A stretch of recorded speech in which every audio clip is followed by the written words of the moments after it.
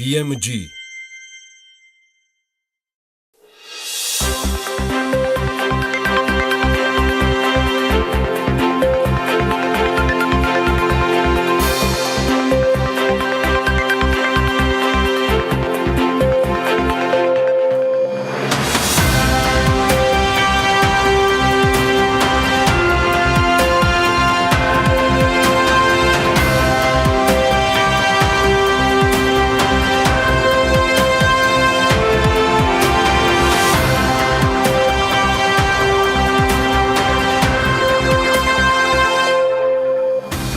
დილა მშვიდობის 7 დეკემბრის დილას ვიწყებთ საქმიანად, სულ მალე და რამდენიმე წამში უკვე საქმიანი დილა შედის ტელევიზიის ეთერში. მას შანსზე საკუთრების დაცვის საერთაშორისო ინდექსი ამერიკული ორგანიზაცია საკუთრების უფლებები ალიანსი ყოველწლიურად აქვეყნებს და 2017 წელს საქართველოს აღნიშნულ ინდექსში 92-ე ადგილზე იყო. ანუ ბოლო ერთ წელიწადში პოზიცია 14 საფეხურით პუნქტით არის გაუმჯობესებული.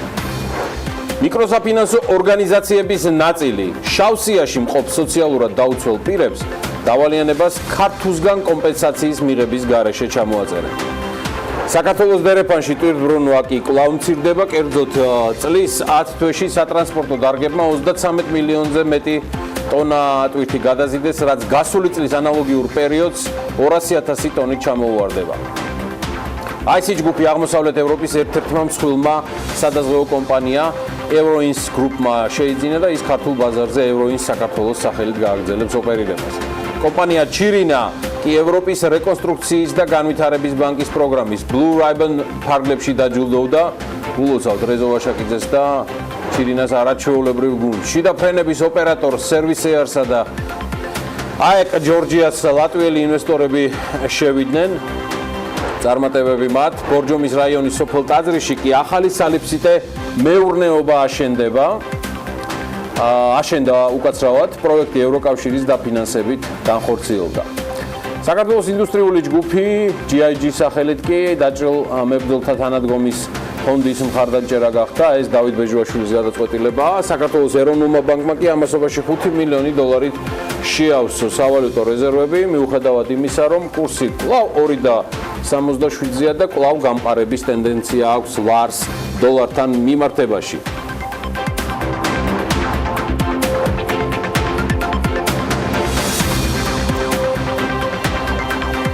დილა მშვიდობის, მე გიორგი ისაკაძე ვარ. საკუთრების დაცვის საერთაშორისო ინდექსში საქართველოს უკვე 74 ადგილს იკავებს. ინდექსი სულ 125 ქვეყანას მოიცავს.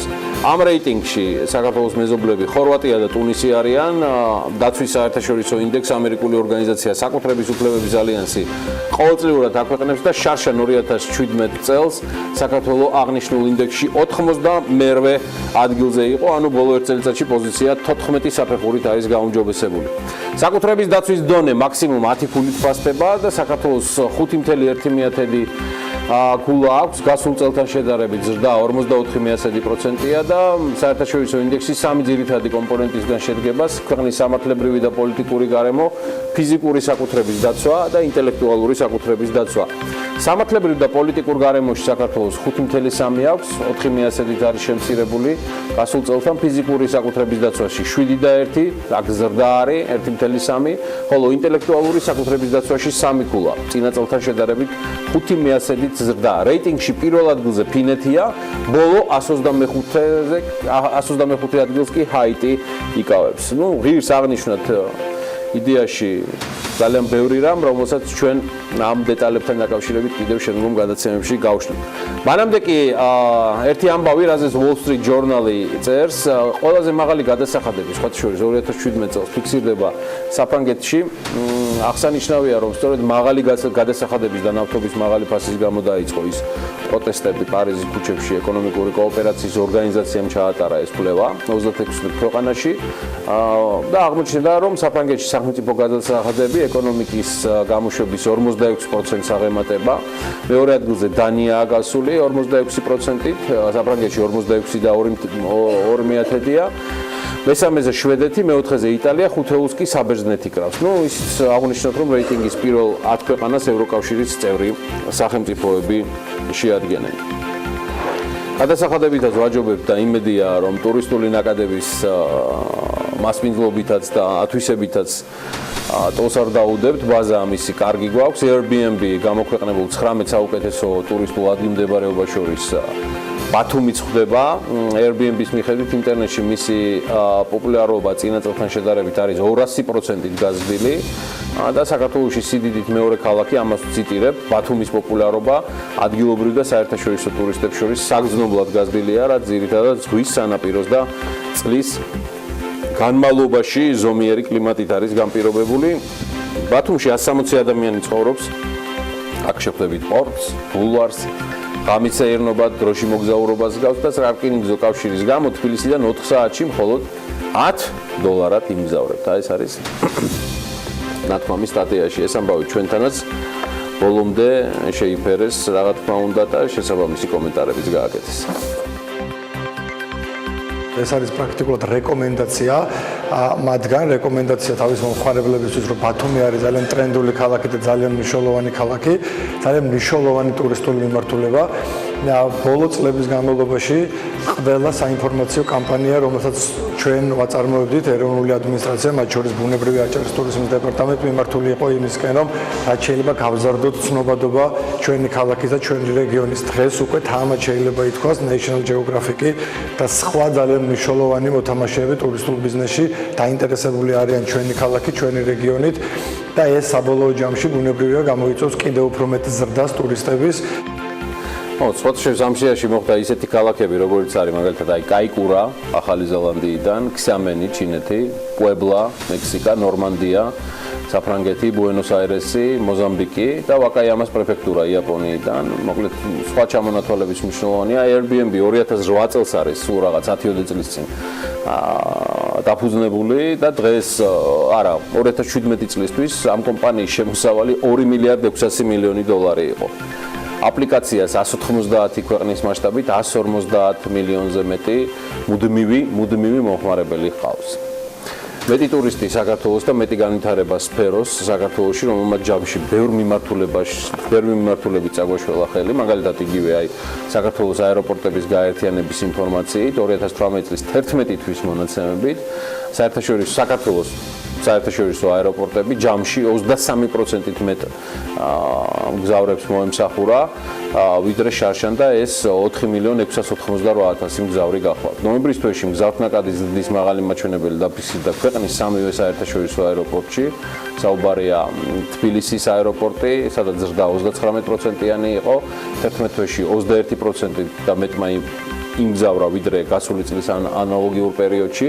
ქუთაისის შემთხვევაში მინდა გითხრათ, რომ მხოლოდ ნოემბერში ზრდა 132% იყო და 11 თვეში 20%-ზე მეტი. ზრდის ტენდენცია ნარჩუნდება ბათუმის საერთაშორისო აეროპორტში და ნოემბერში ბათუმის ალექსანდრე ქართველის სახელობის საერთაშორისო აეროპორტით 23%-ით მეტმა მგზავრმა ისარგებლა ანალოგიურ პერიოდთან შედარებით ჩარშანდელისა და ესეც 20%-იან ზრდას გვაძლევს. ზრდის ტენდენცია მოგზაურობის მეტი შესაძლებლობა აქვს ყველას და ვისახა როგორც შეუძლია იმის და მიხედვით ცხადია. თავარია ყველას კონდეს ამის სურვილი და პერიოდულად ანგარიშზეც კონდეს თანხა, რომელიც ბევრისთვის მხოლოდ სამწუხაროდ ცხოვრებისთვის არის საკმარისი. მაინც რა ღირს ცხოვრება, ესეთი სათაურით გამოაქვეყნებს სულ მალე და დღეიდან უკვე შეეძლება ჩვენს მაყურებელს დაინტერესებულ მკითხველს. გამოცემა Forbes-ის დეკემბრის ნომერი მოიკითხოს, სადაც საქართველოსა და მეზობელი ქვეყნების მაგალითების დაღლობით პროდუქტისა და ფასის სერვისების ერთმანეთთან შედარება მოხდა და ცხოვრების ღირებულებას დაითვალა. რეიტინგის დეტალებსა და საინტერესო მიგნებებს მარიამ ადამია გაეცნო. სწორედ მარიამი შემოგვიერთდება ახლა ეთერში, რომელიც სულ მალე გაგვაცნობს ჩვენ ლიდერბორდს, რომელიც ზაზა აბაშიძემ მოამზადა. ძალიან საინტერესო ამბავია. მანამდე კი კიდევ რამდენიმე სიახლეებს, ვიდრე მარიჩკა შემოგვიერთდება. ერთ ძალიან საინტერესო ადამიანზე მინდა მოგიყვეთ, გუშინ ამ თემასთან დაკავშირებით აღმოვაჩინე ეს ყველაფერი ერთ-ერთ ვებზე, ჩემთვის ძალიან მნიშვნელოვანი და საინტერესო ჟურნალისტის მიერ მომზადებული ამბავი არის და ეს არის მოგზაურობიდან დაწყებული ერთი ამბავი და ისტორია, რომელიც გუშინ მარტა არდაშელია და მისმა სოვამ გაგვაცნეს ავსტრიის მოქმედი პრეზიდენტის ალექსანდრ ვან დერ ბელენის შვილმა, ფლორიან ვან დერ ბელენმა 2018 წლის მაისში მოკლედ საკუთარი კომპანია დააარსა და საქართველოში და ამის უკვე აქ საქართველოში გადმოსვლასაც გეგმავს. მარტა არდაშელიას ვებსაიტის მიხედვით ფლორიან ვან დერ ბელენს ტურიზმის სფეროში მუშაობის დიდი გამოცდილება აქვს და ამიტომაც გადაწყვიტა საკუთარი გამოცდილება საქართველოში გამოიყენოს. ასევე ბიზნეს კონსალტინგითაც არის დაკავებული და პოტენციურ ინვესტორებს საქართველოს საინვესტიციო შესაძლებლობებს აცნობს. ავსტრიის პრეზიდენტის ვაჟმა საქართველოს შესახებ პირველად სამხრეთ კორეაში პრესკონფერენციაზე ჩასული საქართველოს დელეგაციის წევრებისგან შეიტყო და როგორც ფლორიანი ამბობს, სწორედ მაშინ მისცა საკუთარ თავს პირობა, რომ აუცილებლად მოხდებოდა ამ ქვეყანაში და ეს პირობა ზუსტად 1 წლის შემდეგ შეასრულა. თბილისში 2017 წლის აპრილში საქმიანი ვიზიტით ჩამოვიდა და 1 კვირითაც დარჩა. Მოკლედ პირველი ვიზიტის შემდეგ ავსტრიელი ბიზნესმენის უკეთ გასაცნობად კიდევ რამდენჯერმე ეწვია ქვეყანას. ავსტრიის პრეზიდენტის შვილი საინვესტიციოდ ყველაზე მნიშვნელოვან სფეროებს საქართველოში სამშენებლო სექტორს, ნარჩენების გადამუშავებას და ენერგო სექტორს მიიჩნევს. ძალიან საინტერესოა, რასაც ვკითხულობთ ამ სტატიაში, მისი ამონარიდი მამა პრეზიდენტთან დაკავშირებით. პრეზიდენტობა ეს მამაჩემის მიღწევაა და არა ჩემი. ბევრი ადამიანი მეკითხება, რა შეიცვალა ჩემს ცხოვრებაში მამაჩემის გაპრეზიდენტების შემდეგ. მე კი მათ პასუხობ, რომ აბსოლუტურად არაფერი, თუ არ ჩავთვლით იმას, რომ ახლა მე მას უფრო იშვიათად ვხედავ. ამას აცხადებს ფლორიანი, ავსტრიის პრეზიდენტის შვილი იმედოვნებს, რომ მალე შეძლებს სრულად გადმოიტანოს მთელი თავისი ბიზნესი საქართველოში და ასევე ფლორიანი აღიარებს, რომ ამ ქვეყნისგან, ანუ საქართველოსგან მოშორების ცხოვრება, რომელიც პატარა ბავშვივით შეუყვარდა, სულ უფრო რთული ხდება პირადად მისთვის.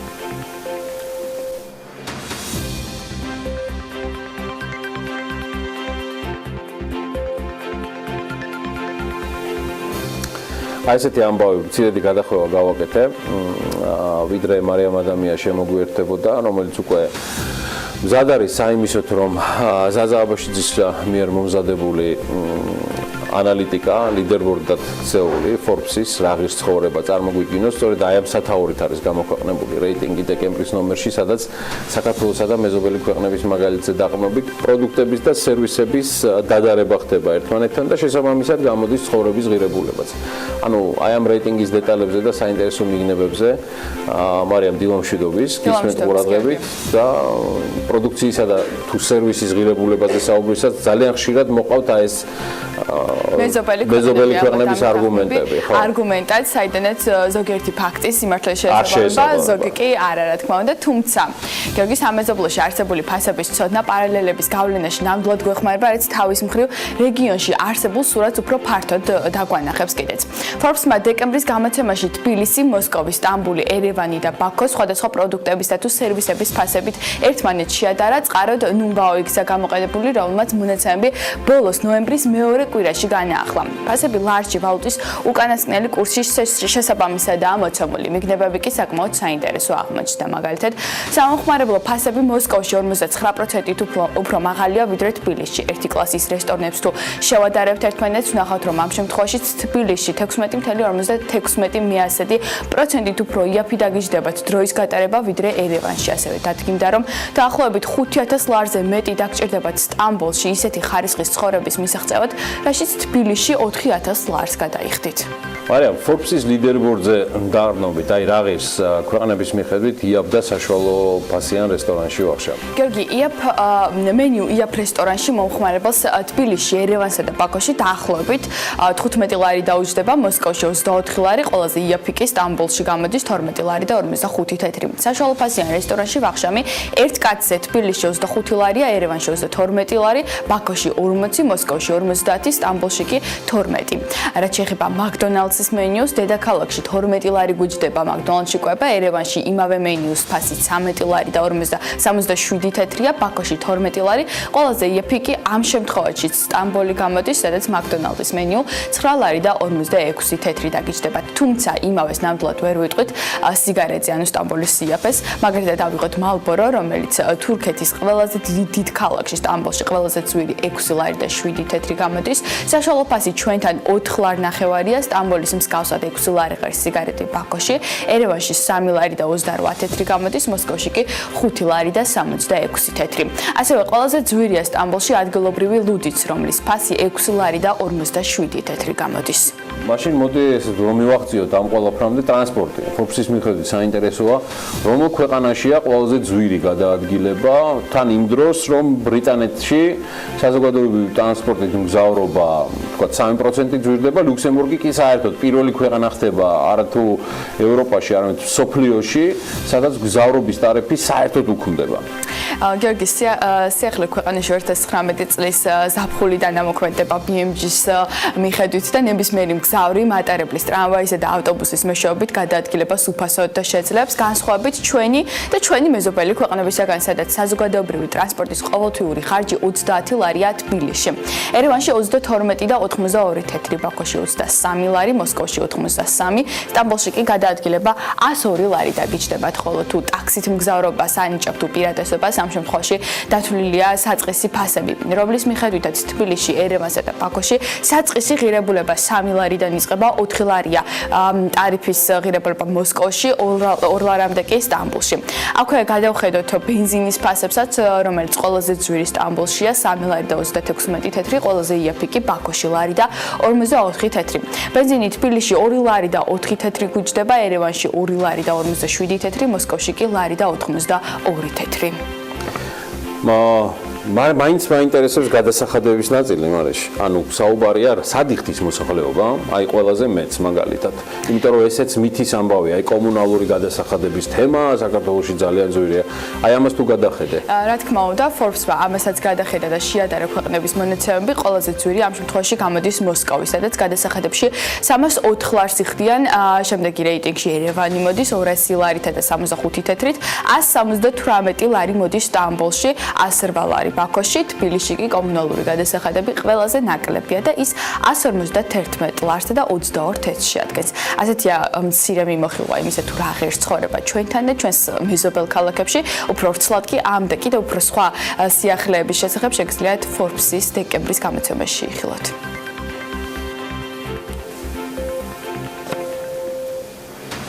იცი რა ვფიქრობ, მე მგონია რომ ყველა ეს თემა ცალ-ცალკე მიუხედავად იმისა რომ მთელი ლიდერბორდი აუცილებლად აიტვირთება Forbes-ზე, უახლოეს მომავალში, რახან Forbes-ი დღეს გამოდის, ნელა BMG-ზე უნდა ვაჩვენოთ ეს შედარებები, თქვა ცალკე ანალიტიკად და ნიუსებად. გიორგი, ცხადი ამ ყველაფრის წაკითხვა BMG-ს ვებგვერდზე შეუძლია ჩვენს მაყურებელსა და მკითხველს.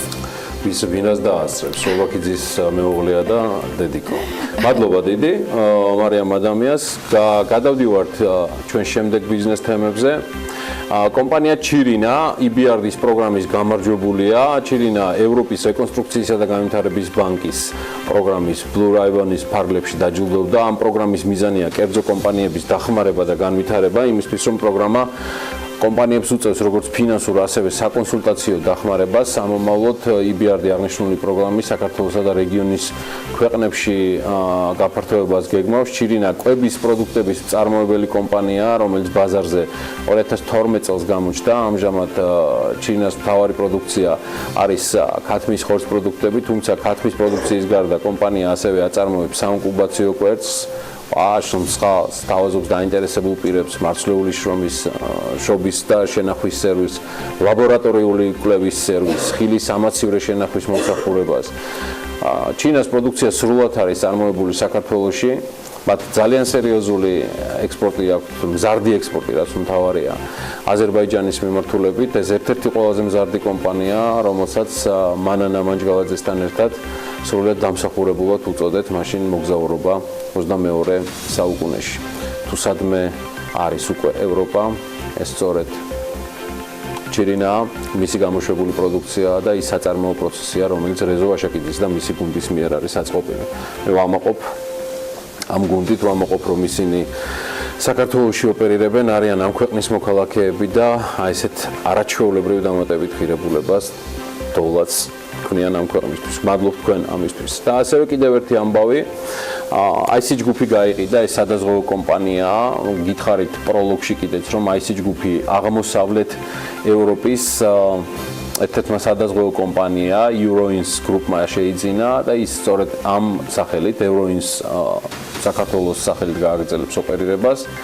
IC ჯგუფის არსებული პორტფელი აი ამ შერწყმის თუ გასხვისების შემდეგ შედარებით გამრავალფეროვანდება, ამას ამბობენ კომპანიაში, კერძოდ ქონების პასუხისმგებლობის და ავტომობილების დაზღვევის პროდუქტების მიმართულებით და ასევე ცხადია ყურადღება დაეთმობა ჯანმრთელობის, სოფლის მეურნეობის, უძრავი ქონების და კიბერუსაფრთხოების დაზღვევის მიმართულებით. Euroins ბულგარეთში დაფუძნებული სადაზღვევო კომპანია გახლავთ, იგი 8 ქვეყანაში არის ევროპის მასშტაბით წარმოდგენილი და აქედან 4-ში შვილობილ კომპანიებს ბულგარეთი, რუმინეთი, მაკედონია და უკრაინა. 2014 წლიდან სხვა შორის ამ კომპანიამ საბერძნეთშიც დაიწყო მუშაობა და დასაქმებულთა რაოდენობა 1600-ს აღწევს. ხოლო მომხმარებელთა რაოდენობა, როგორც კომპანიაში უწყებიან 2.5 მილიონზე მეტია. წლიური ბრუნვა კი 9 მილიარდი ევროა. და ეს არ არის ყველაფერი ამ ეკატერინობა დღეს, რომელსაც ყველა ეკატერინეს გილოცავთ. თქვენ დღევანდელ დღეობას და გადავდივართ ბიზნესის სხვა ამბებზე. რუსთავის მეტალურგიული ქარხანა მუშაობას აჩერებს, ესეთ ინფორმაციას ავრცელებს გუშინ BMG ამ ქარხნის მესვეურებზე დაყრდნობით. კომპანია Geoflower-მა პრემიალური ხარისხის ჩაის წარმოება დაიწყო. სოფელ ჭობისხევში კი საჯინიბოს მშენებლობა იწყება, რისთვისაც პირველ ეტაპზე 43,000 ლარის ინვესტიცია განხორციელდა. და დღეება დრო, რომ უკვე მოვისმინოთ კოლაჟი ბიზნესისა და ეკონომიკის ამბებისა, რისთვისაც უკვე სრულად ყოფნაში არის ანა ლაპიაშვილი. ანა, დილამშვიდობის. დილამშვიდობის კი. გილოცავ ეკატერინობას, ულოცავ ყველა ეკატერინეს, ულოცავ ეკა ბაშარულს, რომელიც ახლა ალბათ უკვე არის საეთეროში კარგი ხანია და ყველას, ვინც ჩვენს გარშემო არის, ეკა თუ არა ეკა და ვინც აფასებს ესეთ დღეობებს, მე ძალიან მიყვარს ეს მიმოცვები. შეკი წარმატებულ ეთერს გისურვებ. მადლობა, ასევე ჩვენ სულ რამდენიმე წამში ვიწყოთ ბიზნეს სიახლეების გაცნობას.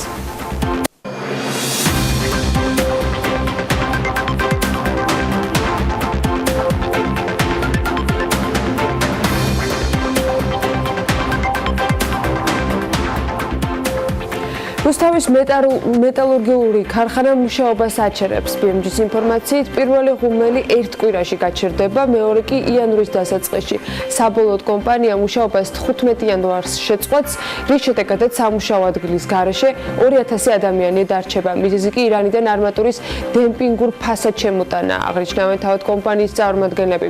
BMG, რა თქმა უნდა, მათ დაუკავშირდა, თუმცა ისინი ოფიციალურ კომენტარს უკვე სატელევიზიოს თუ ვებგვერდისათვის ცოტა მოგვიანებით გააკეთებენ.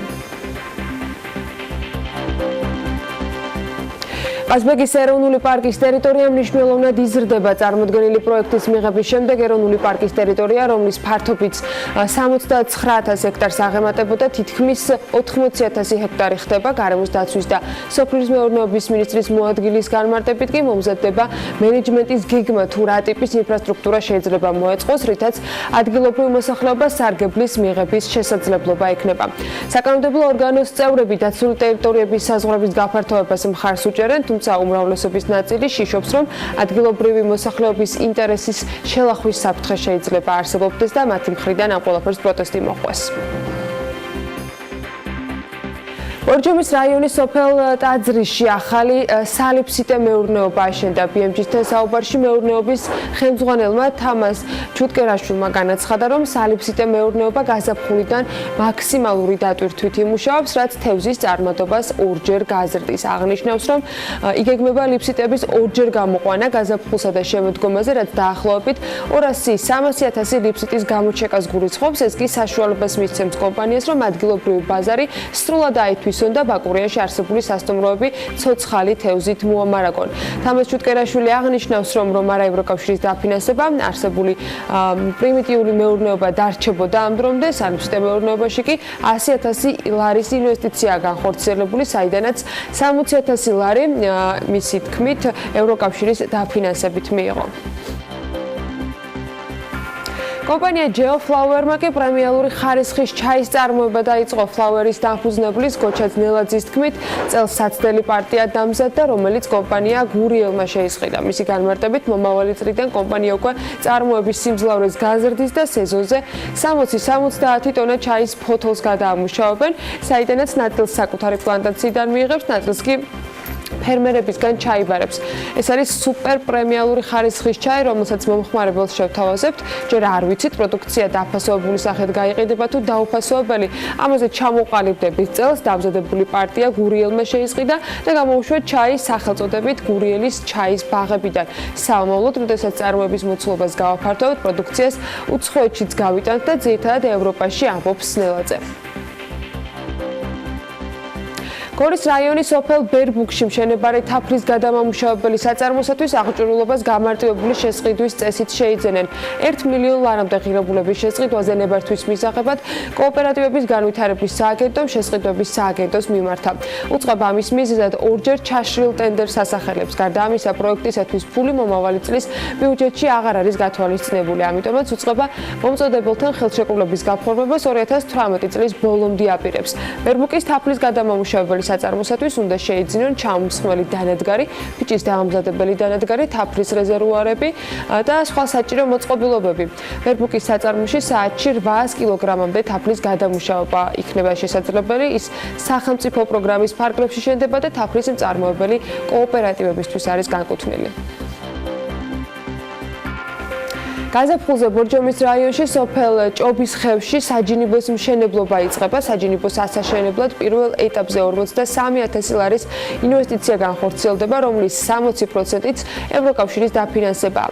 თავლა 3600 კვადრატული მეტრი მიწის ფართობზე აშენდება და ზაფხულის დასაწყისში ტურისტებსაც მოემსახურება. საჯინიბოს დამფუძნებლების ინფორმაციით, მათ ევროკავშირისგან 25,000 ლარის დაფინანსება მიიღეს, დამატებით 18,000 ლარი თავად მოიწიეს და საჯინიბოს მშენებლობაც მარტის ბოლოს გადაწყდა. საჯინიბოში პირველ ეტაპზე 10 ცხენი განთავსდება, თუმცა იქნება ბავშვებისათვის პონების შეძენაც. ვისულ ჯგუფმა კი ბათუმის ცენტრში აბაშიძის ქუჩაზე სავაჭრო ცენტრ მეტრო სიტიში დანკინის ორი ახალი რესტორანი გახსნა.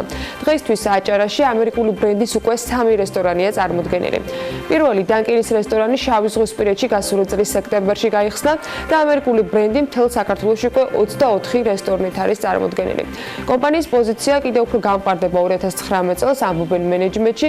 მათი თქმით, გაძლიერებაში მნიშვნელოვან როლს შეიტანს გადაწყვეტილება, რომელიც ამერიკაში სექტემბერში კომპანიის რებრენდინგთან დაკავშირებით არის მიღებული. კერძოდ, მთელ მსოფლიოში დანკინ დონატსის რესტორნები უკვე 2019 წლიდან დანკინის ბრენდით იქნებიან წარმოდგენილები. როგორც დანკინის გენერალური დირექტორი გიორგი მშვილდაძე ამბობს, რებრენდინგის შემდეგ საქართველოში უკვე ახალი ბრენდის ქვეშ დანკინის პირველი რესტორნები ბათუმში გაიხსნება. დეკემბრის მეორე ნახევარში თბილისში ლესელიძის ქუჩაზე კიდევ ერთი რესტორანი გაჩნდება, როგორც ახალი რესტორანი ლესელიძეზე, ისე სხვა ყველა რესტორანი მომავალი წლიდან დანკინის ბრენდის ქვეშ ფუნქციონირებს.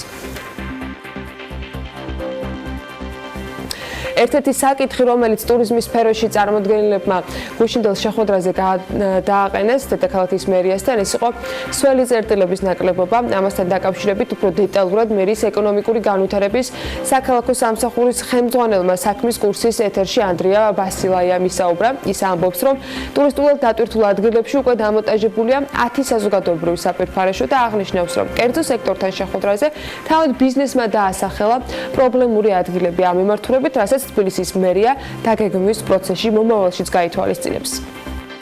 უკვე 10 საფირფარეშო დამონტაჟდა ქალაქში და მომავალ წელს კიდევ 20 დაემატება მინიმუმ. ჩვენ გაუზიარეთ ეს მოსაზრება არსებულ გუშინდელ შეხვედრაზე და მათგან წამოვიდა რეკომენდაციები კონკრეტულ ლოკაციებთან დაკავშირებით, რასაც აუცილებლად გავითვალისწინებთ მომავალ წელს. ამინდის პროგნოზის სპონსორია SEU Development.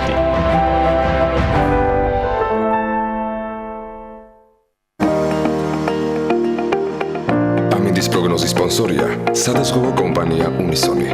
თავისუფალი დაზღვევა თქვენი სიმშვიდისათვის.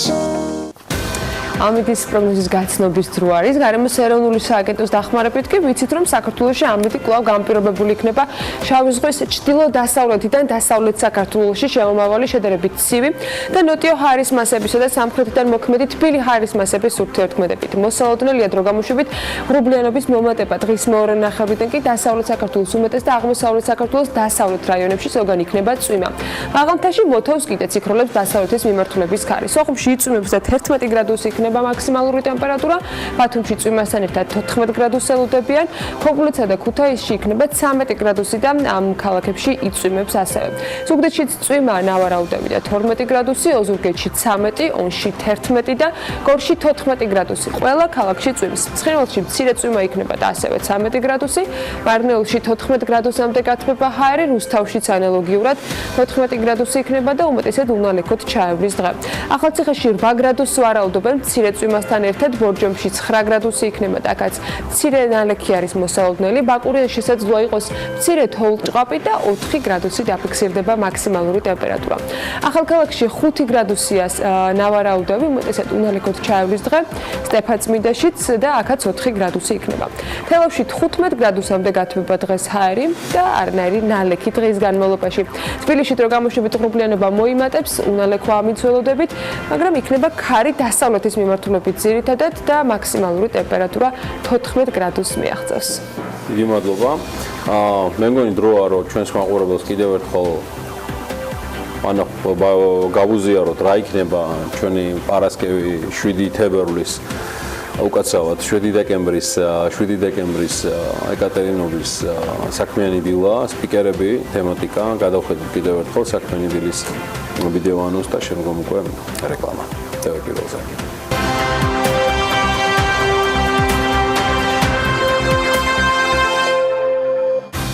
7 დეკემბერს დილას საქმიანად იწყაბენ ზურაბ ჯანერიძე, დავით ქვათაძე, ქეთი თათარაშვილი, ნინო ლაღიძე, დიმიტრი მოსულიშვილი, ზვიად ხვიტარიძე, ირაკლი ასლანიშვილი. დილა საქმიანია TV პირველზე.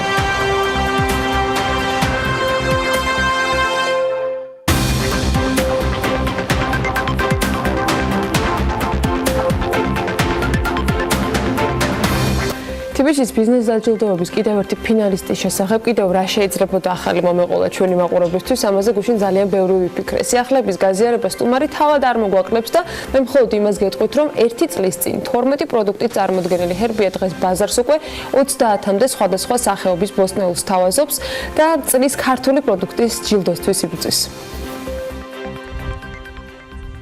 იმერულ მიწაზე მოყვანილ მწვანე ეკოლოგიურად სუფთა უსასუქო პროდუქციას ადგილობრივ ბაზარზე შეფუთული მწვანილის 95% უჭირავს. ეს ჰერბია კომპანია, რომელიც უკვე წლებია ლიდერის პოზიციას არავის უთმობს და არაერთ სერტიფიკატსაც ფლობს, რაც იმას ნიშნავს, რომ იმერეთში წყალტუბოში მოყვანილ პროდუქციას მსოფლიოს ყველაზე მაღალ განვითარებულ ქვეყნებშიც კი გზა ხსნილი აქვს. ნიახური, კამა, რუკოლა, რეჰანი, ყველა ის დასახელების პროდუქცია, რომელსაც მომხმარებლები ყოველდღიურად იძენენ, ფუტკრებივით მშრომელი ადამიანების ხელში გადის. წარმატებულ ჰერბიას თავისი ამბიციური გეგმებით ვყარად აქვს ფეხი მოკიდებული ბაზარზე და ეს გაყიდვებშიც ისახება. მომხმარებელი, რასაც გვეუბნებოდა და შეკვეთას გვადლებდა, პრაქტიკულად ნელ-ნელა უკმაყოფილებთ მათ მოთხოვნებს. მაგალითისათვის შეგვიძლია გითხრათ, რომ თუკი გასულ წელს ამ პერიოდისათვის დაახლოებით 10-12 დასახელების პროდუქცია გაგვეშთა, დღეს უკვე 30-მდე ვართ მისულები. განსაკუთრებით ისეთ პროდუქციებია დამახასიათებელი, რაც პრაქტიკულად საქართველოში ჯერ კიდევ არ იყო ამ პერიოდისათვის. ჩვენ კულტივირება მოვახდინეთ ამ პროდუქტებისა და მოსახლებობამაც, ჩვენმა დამკვეთებმაც, ასე ვთქვათ, ჩვენმა მომხმარებელმაც ზუსტად ის მიიღო, რასაც ელოდებოდა. აი ესეთი პროდუქცია, როგორც არის რუკოლა, ბაზილიკო, რეჰანი იგივე წითელი, შემდეგ სხვადასხვა ფორმით დაფასებული, მომზადებული უკვე კვებისათვის კარტოფილის, სტაფილოს, ხახვის, ნიორისა და ასე შემდეგ სხვა პროდუქტები, რაც პრაქტიკულად დღემდე საქართველოში არ არსებობდა, აი ბოლო თვეებია, რაც გამოჩნდა ბაზარზე. ჰერბია საქართველოში შეფუთული მწვანილის პირველ მწარმოებელ კომპანიად იქცა. პარალელურად კი უცხოურ ბაზრებზეც მუშაობს. წლების წინ მწვანე ბიზნესის დაწყების გადაწყვეტილება სწორი აღმოჩნდა, რადგან მოსახლეობის უმრავლესობამ კარგად მიიღო ჰერბიას პროდუქცია. მოთხოვნა იზრდება, შესაბამისად ბიზნეს გაფართოება ესაჭიროება, რაზეც კომპანიაში ფიქრი დაწყებულია. შემოვიტანეთ ახალი სალათის სახეობა, რომელიც პრაქტიკულად იმ რაციონს, რაც ჩვენს მიქსს ახასიათებს და ითხოვდა ძალიან დიდი მოთხოვნილება იყო ჩვენი მომხმარებლისგან დაემატა ისეთი შემადგენელი ფოთოლი, ასე დავარქვათ, რაც ზოგჯერ უცხოთ ეჩვენება ჩვენს მომხმარებელს, რომელიც ამ რაციონში იოდის შემცველობას ზრდის, რაც ძალიან მნიშვნელოვანია მოგეხსენებათ ადამიანის ჯანმრთელობისათვის დღეს განსაკუთრებით და აი აქ ვართ ჯერჯერობით შეჩერებული, რასაც პროდუქციის წარმოების ეტაპი ქვია, გაზრდის ეტაპი, ასორტიმენტის მომავალში რა თქმა უნდა ჩვენ არ გავჩერდებით, ვერ გავჩერდებით უბრალოდ, იმიტომ რომ ჩვენს მომხმარებელს სადაკვეთაც აქვს, ის უნდა შევასრულოთ აუცილებლად. ჰერბია მხოლოდ წარმოების გაფართოებაზე არ ჩერდება, გეგმები დასახულია არც სურვილებს და შემართებას უჩივიან. კომპანიის პორტფოლიო არაერთ ჯილდოს ინახავს, კონკურსებში მონაწილეობასაც თავისი ახსნა აქვს. აინტერესებთ, რამდენად სწორად ვითარდებიან არა მათი გადმოსახედიდან, არამედ უცხო ადამიანების ობიექტური შეფასებით. რითი ჯობია სხვა, რა აკლია ბიზნეს და რა უნდა გამოასწორონ. არ შეჩერებულა, არ შეჩერდება. და წარმოუდგენელია პირადად მისი შეჩერება, აწი წარმოუდგენელია ჰერბიას შეჩერება. მე არ ვიცნობ ბოლო 2 წლეულის განმავლობაში ადამიანს, რომელიც ჯერ კიდევ საჯარო სექტორიდან იყო ზუსტად ისეთივე ენთუზიასტი და აქტიური, როგორც დღეს სამაგალითოა ქართული ბიზნესისთვის. კომპანია ჰერბიას დამფუძნებელი საქმიანი დილის სტუდიაშია ზურაბ ჯანელიძე, დილამშვიდობის. მოვიდა და არც მეტი არც ნაკლები ყველაზე საუკეთესო სურნელი, რომელიც რაც კი შეიძლება ყოფილიყო საკოლმეურნეო ბაზარში შეხვიდოდი თუ არა სადმე, რაც პირველი დატრიალდებოდა, მოიტანა, მაგრამ რა მოიტანა და რაც თავარია, ყველაზე მეტად ამაყივა, რომ ნებისმიერი ესეთი ასე ვთქვათ, ჩამოყალიბებული პროდუქტი, რომელიც ახლა ბატონ ზურაბთან ერთად ვისაუბროთ. აი ნახეთ, ეს არის მაგალითად ნიორი. ხო? აი ეს რა არის? აი ესეთი. ტაფილო. ეს ტაფილოა. ხო? აი ეს ყველაფერი არის დამზადებული საქართველოში. და ყველაფერს არ აქვს ანალოგი. ამაზე ეს კარტოფილი არის. ბატონ ზურაბ, დილამშვიდობის მოგესალმებით. სიკეთე მოგწევთ ღმერთმა და ბარაკა. აბა დავიწყეთ. საიდან და როგორ მოვახერხეთ, რომ ამისი ანალოგი არის მარტო დედამიწაზე ფინეთში ამ ტიპის დამზადებისა და მეორე წყალტუბოში თამარ მეფის გამზირზე. ხო მოვახერხეთ. გამზირზე არა, მაგრამ ქუჩაზე. მაგრამ გამზირი იქნება. დიახ. თვითონ ეგრევე იყო დილამშვიდობის მოგესალმებით.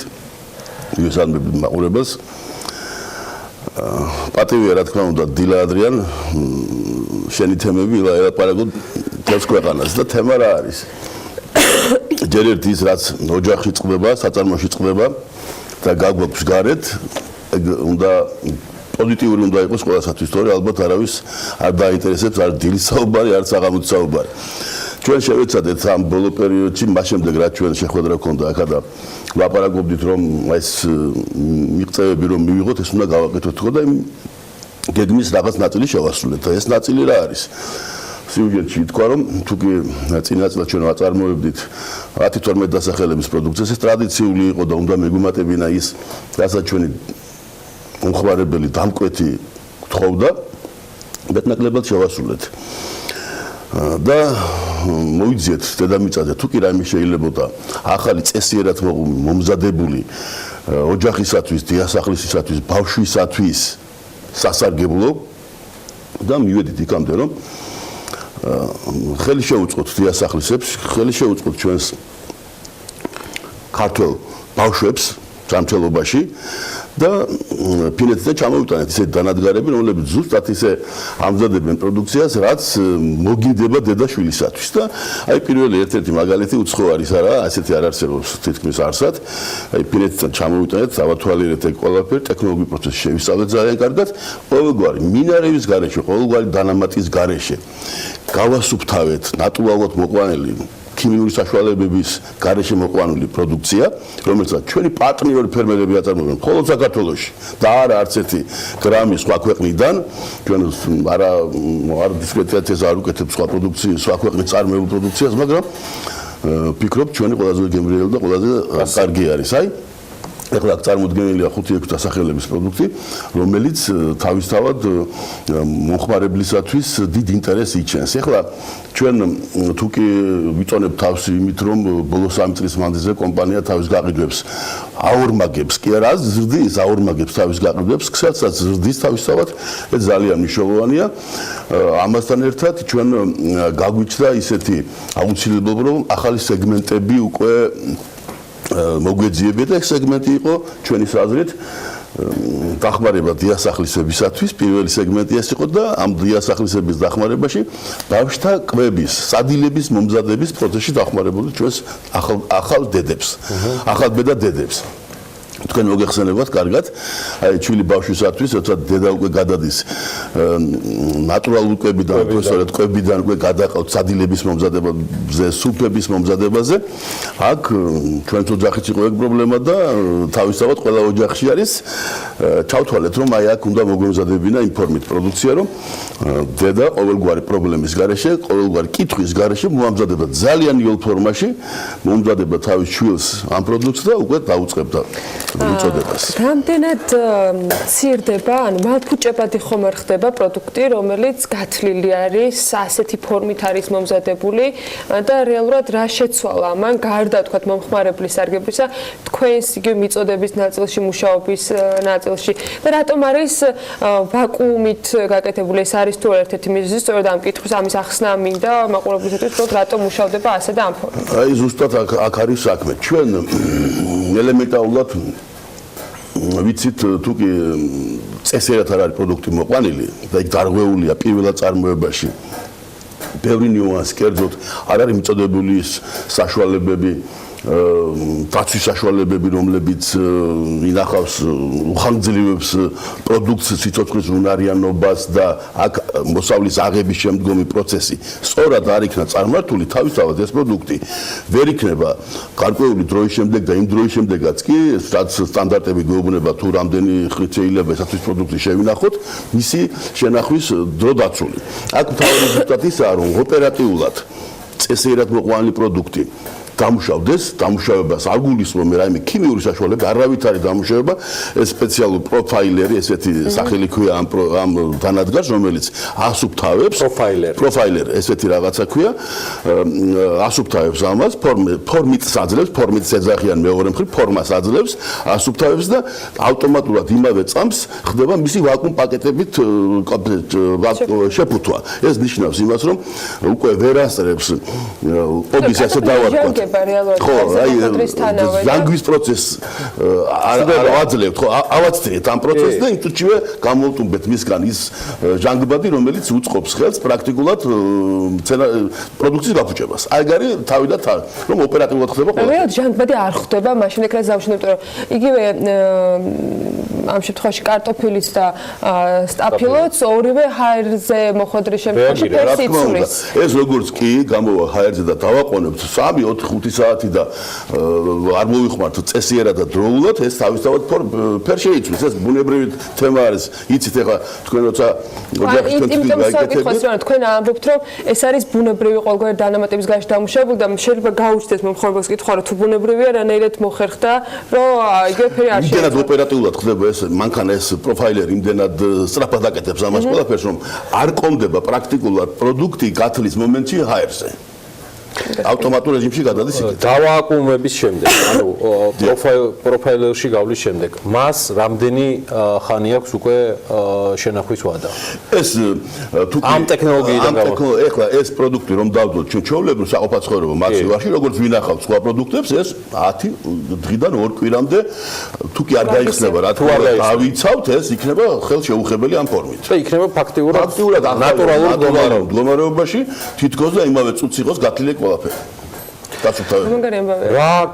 რა გზას უხსნის ეს ჰერბიას იმ გეგმიდან გამომდინარე, ბატონ ზურაბ, რაც ამ სტუდიაში ვისაუბრეთ, რომლის ნაწილი კი არა, კარგად დიდი ნაწილი შეგისრულებიათ იმ საექსპორტო პოტენციალისთვის, რომელიც ჰერბიას დასახული ჰქონდა შესასრულებლად. რომელი ქვეყნები შეიძლება წამიღრიათ დაინტერესდნენ ამ ტიპის და აი ამ ხარისხის პროდუქციით? გეთანხმებით, კარგი კითხვა არის. ეს კითხვები ჩვენ უკვე რაც კი გამოვაჩინეთ ეს 2-3 თვე არის ეს პროდუქტი ბაზარზე, რაც შემოვიდა ქართულ ბაზარზე, ვინც კი ხედავს ამას უცხოელიც კი ხშირი შეკითხვები არის ჩვენი პარტნიორი უცხოელებისაგან, რომ მოგვაწოდებ თუ არა აი ამ ფორმით პროდუქციას საექსპორტოდ. მაგრამ სამწუხაროდ ჩვენი საწარმო ჯერ კიდევ არ არის იმოდენა რომ იმოცულობის რომ მზარდი ქართული ბაზარი დავაკმაყოფილოთ და დაგვჭეს კიდე პროდუქცია საექსპორტოდ. აი სამწუხაროდ ეგ არის მწუხარება ჩვენთვის. პირველად წარმოებაში იგივე პრობლემა გვაქვს და თვითონ ნედლეულის პრობლემა დგება თუ თქვათ იგივე ტექნიკა ნედლეულის პრობლემაც არის და ორთავ ერთად ჩვენ ხო ვერთულით ამას თავის დროზე ეს არ არის იაფი დანადგარი საკმაოდ ძვირად ღირებული დანადგარია რომელიც დიდ კაპიტალ დაბანდებას მოითხოვს ამასთან ერთად პროდუქციას უნდა შეესაბამებოდეს პირველადი წარმოების ჩვენ არ აგვყავს საქართველოში ბევრი წარმოებელი და ჩვენი პარტნიორი ფერმერები ესე გვყავს ჩვენ კონტრაქტებით დაკონტრაქტებული რომლებსაც შემდგომში ვიტყვით ალბათ რომ მათ ჩვენ ტრეინინგებს უტარებთ ტრეინინგი ცენტრი ავაშენეთ უკვე ჩვენ საწარმოში თქვათ უკვე ბარა მეგაბატონო ანუ განათლებაზეც მიდის სერიოზული აუცილებელი არის ჩვენ ბოლო წლებში ძალიან დიდი მუშაობა და ბევრი მუშაობა დახტირდა იმისათვის რომ ჩვენს ფერმერებს პარტნიორ ფერმერებს რომლებთანაც ჩვენ კონტრაქტები გვაქვს გაფორმებული რაც იშვიათი არის სოფლის მეურნეობაში პირველად მეწარმესთან კონტრაქტზე ხელის მოწერა ისეთ რთული თემა არის მათ გონიათ რომ ვიღაცა რაღაცა ართმევს ან აბამს რაღაცას და მიაბადა ძალადობს ვიღაცა აი ესეთი მეტალობა იყო დღემდე ესე არის ამიტომ ჩვენ 50-ზე მეტ ფერმერთან რომელთანაც საქმიანობთ და პრაქტიკულად დასავლეთ საქართველოში პირველად წარმოებაში ეს არ ხდება დასავლეთში აღმოსავლეთის პროდუქტია ახალციხე ახალქალაქი და ასე შემდეგ და იქაც კი ჩვენ გვიხდება სწავლის დონის ამაღლება თუ როგორ უნდა მოიყვანოთ ესა თუ ის პროდუქტი და ჩვენც უკვე პირველი ტრეინინგები ჩაუტარეთ ჩვენს ფერმერებს რომლებსაც ვეუბნებით თუ რა წესით უნდა მოიყვანოთ რა სათესლე-მასალა უნდა გამოიყენოთ რა ჯიშები უნდა ქონდეს რა სახოებები უნდა ქონდეს რაც საშუალებას გვაძლევს რომ პროდუქცია მომხმარებლისათვის ერთგვაროვანი იყოს მუდმივად არ შეხედავს და არ უნდა შეხედოს ჩემმა მომხმარებელმა რომ დღეს ეს ფერია კარტოფილი პირობითად სხვა ფერი უნდა იყოს მასზე კიდე სხვანაირი უნდა იყოს ესე არა და თანაც თქვენ წარმოედგინეთ ამ ბოლო წლებში 4 წელია უკვე რომ ჩვენს ბაზარზე ფასი არ შეგვიცვლია ამის გათვალისწინებითაც კი აი 3 თვის წინ ხედავ აპარატში 3 თვის წინ რომ მოათავსეს ყველაფერი პროფაილერი გაიარა იმოდენა ქარხანა რაც ის დანადგარი რაც ჩამოიტანეთ ამ ფასი არ შეცვალა არ შეცვალეთ ჩვენ შეგნებულად იმიტომ რომ ჩვენი მომხმარებლისთვის ეს უნდა იყოს ხელმისაწვდომი ეს ხო დიდ მოცულობებზე არ გავდივარ ჩვენ ჯერჯერობით აქ არის ძირითადად ბავშვთა კვების თემაა და უბრალოდ ახალგაზრდების ჯანმრთელობის თემაზე ვაქვს ლაპარაკი და ეს არ წარმოადგენს ამ ეტაპისათვის ჩვენს გაყიდვებში დიდ მოცულობას ამათ შეიძლება იმოქმედოს საბოლოო შედეგზე. ამიტომ ჩვენ ვცდილობთ რომ ის ფერმერები რომლებიც ამ პროდუქციას აწარმოებენ პირველად წარმოებაში ისინიც გაყოფილები იყვნენ და არ უხდით იმაზე ნაკლებს ვიდრე საბაზრო ფასი არის პირიქით ჩვენ კონტრაქტით ჩვენს პირველად მეწარმეებს ჩვენ 50 თეთრიდან არ მაქვს ლაპარაკი კარტოფილზე რა თქმა უნდა სხვა მწვანელებულზე ძირითადად უფრო მეტად მოქმედებს ეგა 50 თეთრიდან ლარით მეც უხდით ვიდრე საბითო ბაზარზეა ფასები ერთი კითხვა მაქვს რო წარმოვიდგინოთ რომ ჰერბიამ გადაწყვიტა და მოაგვარა უკვე საწარმოო საშუალების თემა რაც მას უზრდის წარმოებას ყოველდღიურ წარმოებას არის თუ არა მზად ჰერბიას პარტნიორი ფერმერები მოცულობების მიწოდების გაზრდისთვის. აი ეს ნაწილი თუ მზად არის 50 გადავამზადეო. დიახ. 100 ყავს, 150 ყავს. აი ეგ მოცულობები თუ არის. გადაგები გეტყვით მე ხლა ასეთ საკითხს. თქვენ კარგად გახსოვთ ის წლები და იმ წლებიდან მოყოლებული წყალტუბოს რაიონში მხოლოდ წყალტუბოს რაიონში მუნიციპალიტეტში 5000 ფერმერია დიდი და პატარა აი ამ სეგმენტში პირველად წარმოებაში ჩართული მარტო ამ სეგმენტში მე გულისხმობ ბოსტნეული და ბოსტნეული ერთად მიგულისხმობ იმიტომ რომ წლის სხვადასხვა დროში მოყავთ ერთი და იგივე ადგილზე ჩვენს ფერმერებს ეგა ამ 5000 ფერმერიდან ყოველთვის იყო სკეპტიციზმი, ასეთი ახლისადმი, იმიტომ რომ ესენი ჯერ კიდევ მიჩვეული იყვნენ რუსულ ბაზარს, იქ კომუნიკაცია ჩვეულებრივი თუმებთან ურთიერთობას და ეს კარგად მოგეხსენება თქვენ და ეხლა ახალ ეტაპზე გადავედით ჩვენ და ჩვენს პარტნიორ ფერმერებს ესე უწოდებთ ჩვენ ხო უწყობთ ხელს და ხელშეწყობა რაში გამოიხატება რომ პირველი ანაზღაურება მეტია, მეორე დათესილი პროდუქტი უკვე დაწყებულიც თუ არა მისი აღება, მაშინ აქვს გაყიდული პრობლემა არ აქვს მათ გაყიდვის. ესე იგი პრაქტიკულად მათ მოაგვარეს გარანტირებულ თანხებზე აქვს. და დობაც აღდგა უკვე. აღდგა კიდე, აი ჩვენ გვყავს რამოდენიმე ფერმერი ახლა თუ საჭიროება იქნება ვიტყვი კიდე სახედა გვარს, მაგრამ თვეში რომ 20-25,000 ლარის შემოსავალს იღებს ჩვენი კომპანია. დიდება უბრალოდ რომ ესეთი მაგალითები გვაქვს. ეხლა ამას იმიტომ ვიძახი რომ ჩვენ უკვე პირდაპირ გეტყვით ამ 5,000 ფერმერი და რომელიც ყველა გვიცნობს, უცხოები არ ჩვენც ყველას ვიცნობთ, ისინიც გვიცნობენ, იმიტომ რომ კარგად რო გავიდა უკვე 10-12 წელია გასული მას შემდეგ რა ჩვენ თანამშრომლობთ ერთმანეთთან მეტნაკლებად რაღაცა ფორმით. ისინი გთხოვენ უკვე ამ ჩვენს კოოპერირებას შემოსვლა, ასე დავარქვათ. გთხოვენ, მაგრამ ისინი რომ შემოიყვანოთ ესე სპონტანურად ყველანი ერთად, საწარმოსიმძლავრეები ვერ შვება. ჩვენ მიმდინარე წელს 2 ჰექტარი სათბური დავამატეთ. აი მიმდინარე წელს ახლა 2-3 თვეში. გავზარდეთ ორჯერ კიდე საწარმოსიმძლავრეები, მაგრამ კიდევ ერთხელ ვაზუსტებ იმას, რომ ყოველწლიურად თუ ზრდით გაყიდვებს, ჯერ გაყიდვებს ადგილზე. მხოლოდ ადგილზე. იმიტომ რომ ეს რომელიც ფაქტიურად არის ევროპული წარმოება, ამის იქით არ არის. ეს საქართველოში არ გაჩერდება, ევროპა ამაზე ტაციაობა იქნება. არის კიდე ხო? კი ბატონო, ეგრე არის. მაგრამ კიდევ ერთხელ ვაზუსტებ იმას, რომ იმს ევროპა უკვე ჩვენთვის სხვა ევროპა გახდა. ქართული ბაზარიც ევროპაზე ნაკლები არ ყოფილა, არ არის.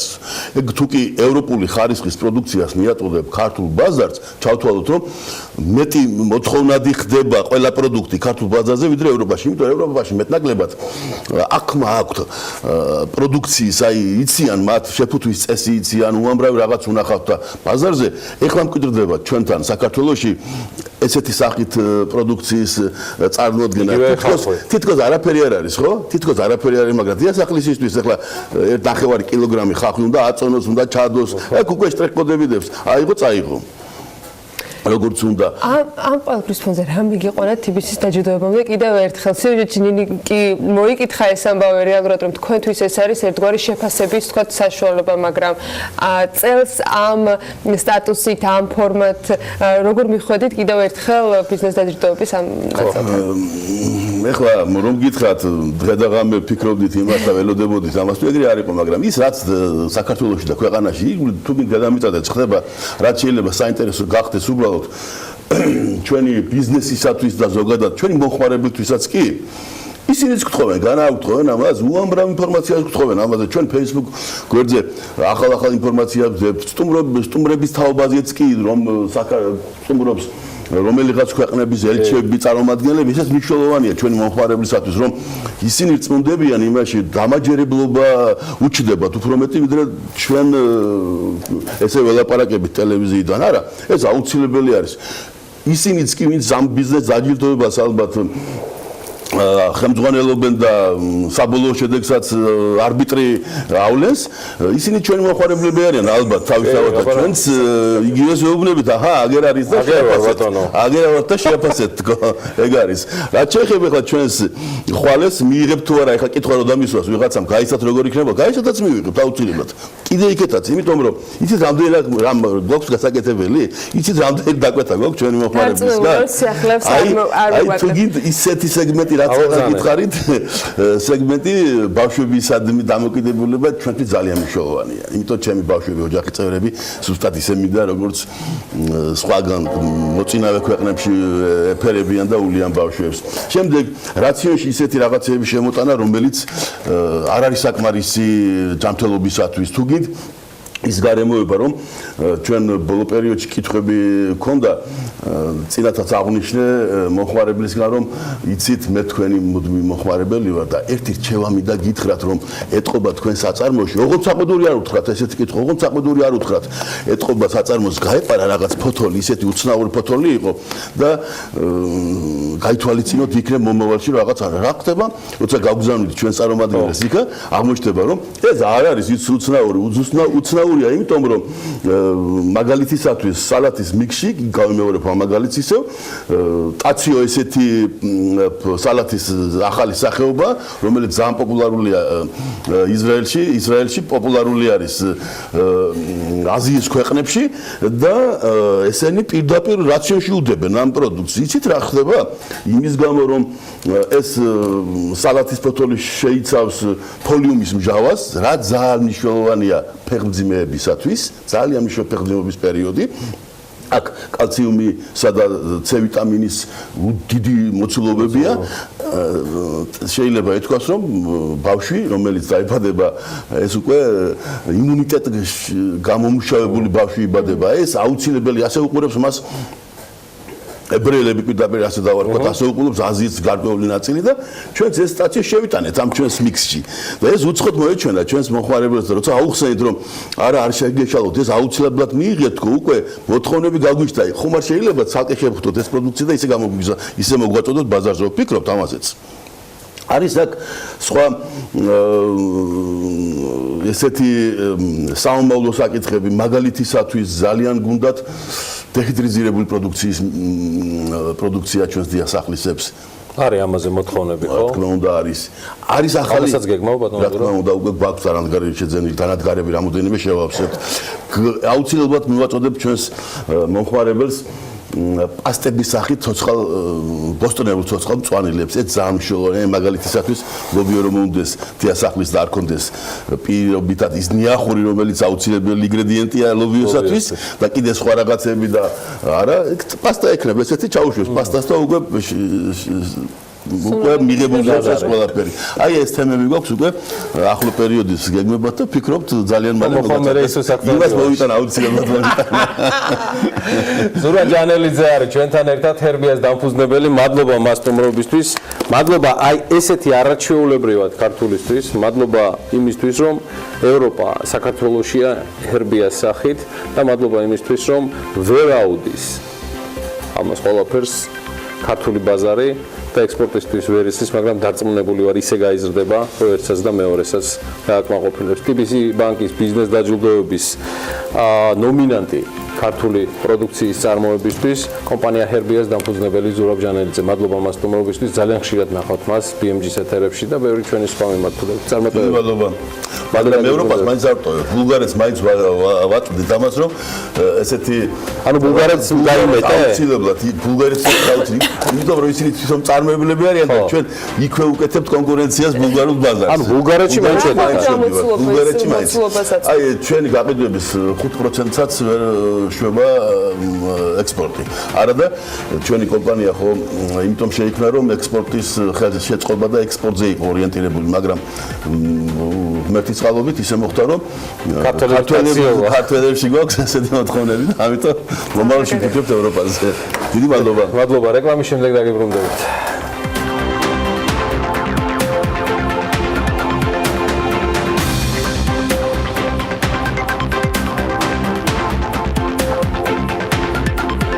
ეს 19 წლისათვის რეალური მთლიანი შიდა პროდუქტის ზრდის საპროგნოზო ტემპი 4.7% იქნება. 19-22 წლებისათვის კი საშუალო ზრდა 5.2%-ს გაუტოლდება. ასეთია საბიუჯეტო ოფისის გადახედილი პროგნოზი. 12 მიკროსაფინანსო ორგანიზაცია ეგრეთ წოდებულ შავ სიაში მოხვედრილ სოციალურად დაუცველ პირებს ბალებს უსასყიდლოდ ჩამოაწერს. ქუთაისში თეთრი ხიდის სარეაბილიტაციო სამუშაოების შემსრულებელ კომპანია ალმარუს ხელშეკრულება უხარისხოდ შესრულებული სამუშაოს გამო შეუწყდა. ბიზნესი ახლები დაბრუნდით საქმიანი დილის ეთერში პარლამენტის საბიუჯეტო ოფისის შეფასებით 2019 წლისათვის რეალური მთლიანი შიდა პროდუქტის ზრდის საპროგნოზო ტემპი 4.7% იქნება, ხოლო 19-22 წლების საშუალო ზრდა მათივე პროგნოზის თანახმად 5.2%-ს გაუტოლდება. მეშეპეს რეალური ზრდის წარმოდგენილი პროგნოზი 2019 წლისათვის 0.2% პუნქტით აღემატება მთავრობის ეკონომიკური ზრდის პროგნოზს, ანუ 4.5%-ს და განსხვავდება 8% პუნქტით ამ მონაცემებზე საბიუჯეტო ოფისის მიერ 2018 წლის ივნისში გამოქვეყნებული საპროგნოზო მაჩვენებლისაგან. საბიუჯეტო ოფისის შეფასებითვე ეს დინამიკა წინა წლის საპროგნოზო მაჩვენებელთან შედარებით ორი ფაქტორით არის განპირობებული. 2018 წლის მეორე ნახევარში მნიშვნელოვნად არ გაუმჯობესებულა საგარეო ეკონომიკური გარემო და 2019 წლისათვის ძირითადად შემცირების ეკე შეიცვალა ძირითადი სავაჭრო პარტნიორი ქვეყნების ეკონომიკური ზრდის პროგნოზი. ასევე საბიუჯეტო ოფისის მიერ შეფასებულია ეროვნული ბანკის მიერ ინიცირებული ფიზიკურ პირებზე სესხის გაცემის ახალი წესი, რომელიც 2019 წლის 1 იანვრიდან შედის ძალაში. ინიცირებული შეზღუდვების გათვალისწინებით 2019 წლისათვის მოსალოდნელია ეროვნული ეკონომიკის დაკრედიტების და შესაბამისად მთლიანი მოხმარების შემცირება. საბიუჯეტო ოფისის პროგნოზის თანახმადვე 2019 წლის ანგარიშის მოსალოდნელი დეფიციტი 9.5%-ს გაუტოლდება, ხოლო მთავრობის მიერ წარმოდგენილი ანალოგიური მაჩვენებელი მთლიან შიდა პროდუქტთან მიმართებით 8.5%-ს შეადგენს. 12 მიკროსაფინანსო ორგანიზაცია ეგრეთ წოდებულ შავ სიაში მოხვედრილ სოციალურად დაუცველ პირებს ვალებს უსასყიდლოდ ჩამოაწერს BMG-ის მიკროსაფინანსო ორგანიზაციების ასოციაციის ხელმძღვანელმა ბესო შენგელიამ მიეწოდა ამის შესახებ ინფორმაცია. მისივე თქმით, ამ ინიციატივის განხორციელება საგადასახადო კოდექსში ცვლილებებს მოითხოვს, რათა ვალების ჩამოწერის შემდეგ მიკროსაფინანსოები არ დაიბეგრონ. შეთანხმება მიღწეულია და რამდენადაც ჩვენთვის არის ცნობილი, საგადასახადო კოდექსში ეს ცვლილება შევა, ამბობს შენგელია. თამბაქოს კონტროლის კანონის დარღვევის გამო კი კაფეები დააჯარიმეს. თამბაქოს კონტროლის ალიანსის მიერ გავრცელებული ინფორმაციის თანახმად 5 დეკემბერს თბილისში აბაშიძის ქუჩაზე 2 კაფე 500 ლარით არის დაჯარიმებული. თამბაქოს კონტროლის ალიანსში განმარტავენ, რომ კაფეების შემთხვევაში კანონის არასწორად ინტერპრეტაციას ჰქონდა ადგილი და მათ მინის შენობები ტროტუარებზე დადგეს, სადაც მომხმარებელი შეცდომაში შეიყვანეს, რომ ამ ტერიტორიაზე მოწევა დასაშვები იყო. ამასთან ალიანსში განმარტავენ, რომ დაავადებათა კონტროლის ცენტრის და თამბაქოს კონტროლის ალიანსის მონიტორთა რიცხვი 100-ს აღემატება და ისინი შემოწმებას სისტემატურ რეჟიმში ახორციელებენ. კონკურენციის შესახებ კანონი ყველა სექტორზე, მათ შორის საფინანსო და ენერგეტიკის სფეროზე გავრცელდება. სააგენტოს უფლებამოსილების ზრდას კონკურენციის შესახებ კანონში დაგეგმილი ცვლილებები ითვალისწინებს. სააგენტოს ხელმძღვანელი ნოდარ ხადური ამბობს, რომ კონკურენციის სააგენტოს მარეგულირებელი კომისიების მსგავსად საბჭო ხელმძღვანელებს და გაიზრდება უწყების ანგარიშ ვალდებულება საქართველოს პარლამენტის წინაშე. მისივე თქმით, სააგენტოს საქმიანობის ყველაზე დიდი პრობლემა საკანონმდებლო ხარვეს უკავშირდება. საქმე ის არის, რომ დღეს კერძო კომპანიები და ბიზნესი ვალდებული არ არის კონკურენციის სააგენტოს მისთვის საინტერესო ნებისმიერი ინფორმაცია მიაწოდოს, რაც ხშირად მისივე განმარტებით საქმის სიღრმისეულ შესწავლას ხელს უშლის. ამიტომაც ნოდარ ხადური ამბობს, რომ სავალდებულო გახდება კომპანიების მხრიდან სააგენტოსთვის სრულყოფილი ინფორმაციის მიწოდება. უნდა ბედნიერება 4 წლის განმავლობაში პირდაპირ 2019 წლის 1 იანვრიდან 31 დეკემბრის ჩათვლით ტექნიკური ინსპექტირება საქართველოში ყველა ავტომობილმა უნდა გაიარეს. პირველი ეტაპი უკვე გასულ წელს დაიწყო. თითქმის 1 წელია სავალდებულო ტექდათვალიერების სისტემა მუშაობს, ამ სფეროში ჩართული ორგანიზაციები კი სისტემის ხარვეზებზე ამ დრომდე ღიად საუბრობენ. საქართველოს ალიანსი უსაფრთხო გზებისთვის რეფორმის მონიტორინგის შუალედურ ანგარიშს წარადგენს, სადაც ისინი ისეთი ტიპის დარღვევებზე მიანიშნებენ, როგორიც მაგალითად ქრთამის შეთავაზების ფაქტებია. ეკავალიაშვილი განმარტავს, რომ ტექდათვალიერების პროცესში ხარვეზებია და ეს ხარვეზები უმეტესად თავად რეფორმის მართვის და მონიტორინგის პროცესს ეხება. დღეს ხვდებით ჩვენ მაინც პრეცედენტებს, როდესაც მძღოლები თავიანთი ჩარევით და გარკვეული манипуляციებით გაატარებენ ტექინსპექტირებას ავტომობილს და მეორე მესამე დღეს კვლავ რჩებიან დამაბინძურებლად. არსებობს ნაცნობობით ასეთი რაღაცეების გაკეთება, იგივე საბურავების ნათხოვრობა, ქირაობა, არსებობს გარკვეული მინარევების მეშვეობით გამონაბოლქვის შემცირება. აი ესენი არის ყველაფერი ის ინფორმაცია, რაც არსებობს და დიდი ეჭვი არის, რომ ეს კეთდება. ალიანსის გამგეობის თავმჯდომარე ჩვენთან საუბარში ამბობს, რომ თუ ხარვეზები დროულად არ აღმოიფხვრება, ტექ დათვალიერებას მაშინ შედეგი არ ექნება. მისივე თქმით, პროცესის ეფექტურობისათვის მნიშვნელოვანია თავად ტექნიკური ინსპექტირების ცენტრების მუდმივი და დაუგეგმავი მონიტორინგი, მათ შორის მისტიური კლიენტის სისტემის დანერგვაც. მონიტორინგის გაძლიერების მნიშვნელობაზე მიუთითებს საქართველოს ავტომობილების ინსპექტირების ორგანოების ასოციაციის ხელმძღვანელიც. მისი თქმით, მიუხედავად იმისა, რომ ტექ ინსპექტირების ხაზებზე დამონტაჟებულია ვიდეო სათვალთვალო კამერები, მონიტორინგის გაძლიერება მაინც საჭიროა და ამბობს, რომ მოსალოდნელია შემდეგ წელს ავტომობილების რიცხვი გაიზარდოს, რომლებიც ტექ დათვალიერებას ვერ გაევლიან. მოთხოვნები გამკაცრებულია. გამკაცრებამდე ყოველი მეოთხე ავტომობილის დახარვეზება ხდებოდა, მაგრამ ეხლა გამკაცრებულ პირობებში დაახლოებით 60%-ზე ასობით დახარვეზება.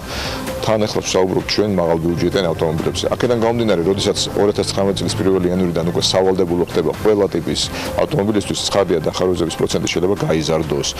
ამიტომ აქ რომ არ მივიღოთ რაღაც საჭიროა, ალბათ ვფიქრობ რაღაც გარკვეული ოქროს შუალედი და ისეთ მნიშვნელოვან პარამეტრებზე დახარვეზება, რაც ძირითადად ავტომობილის უსაფრთხოებაზეა, ასე ვთქვათ, პასუხისმგებელი.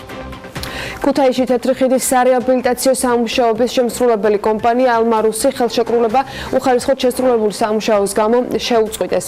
ქუთაისის მერიის ინფრასტრუქტურის სამსახურის ხელმძღვანელის თქმით, განხორციელებულ სამუშაოებზე მონიტორინგის ჯგუფს პრეტენზიები აქვს. ამას გარდა მერიამ კომპანიის მიერ თეთრ ხიდზე მიტანილი თეთრი ქვებიც აიღო. კომპანიისათვის თეთრი ხიდის სარეაბილიტაციოდ გამოყოფილი 445,000 ლარიდან სულ გადარიცხული ჰქონდა 290,000 ლარი. უხარისხოდ შესრულებული სამუშაოების გამო კი 5 დღიანი გონივრული ვადა მიეცათ მათ იმისათვის, რომ სახელმწიფო ხაზინაში 185,000 ლარი დააბრუნონ. აქედან 174,000 ლარი პირგასამტეხლოა და 11,000 ლარამდე კომპანიისათვის დაკისრებული ჯარიმები. განარჩენი, რაც პრეტენზიები არსებობს, სასამართლოში შეუძლიათ იჩივლონ, ამბობს ბექა ყურაშვილი და მისივე განმარტებით შესრულებული სამუშაოების ხარისხის გადასამოწმებლად სამხარაულის ექსპერტიზასაც მიმართავენ. მერიის მიერ ალმარუსისათვის ხელშეკრულების შეწყვეტას არ ეთანხმებიან თავად კომპანიაში. ალმარუსში განმარტავენ, რომ ხელშეკრულების შესაძლო გაწყვეტის შესახებ მათ ინფორმაცია აქამდე არც ჰქონიათ.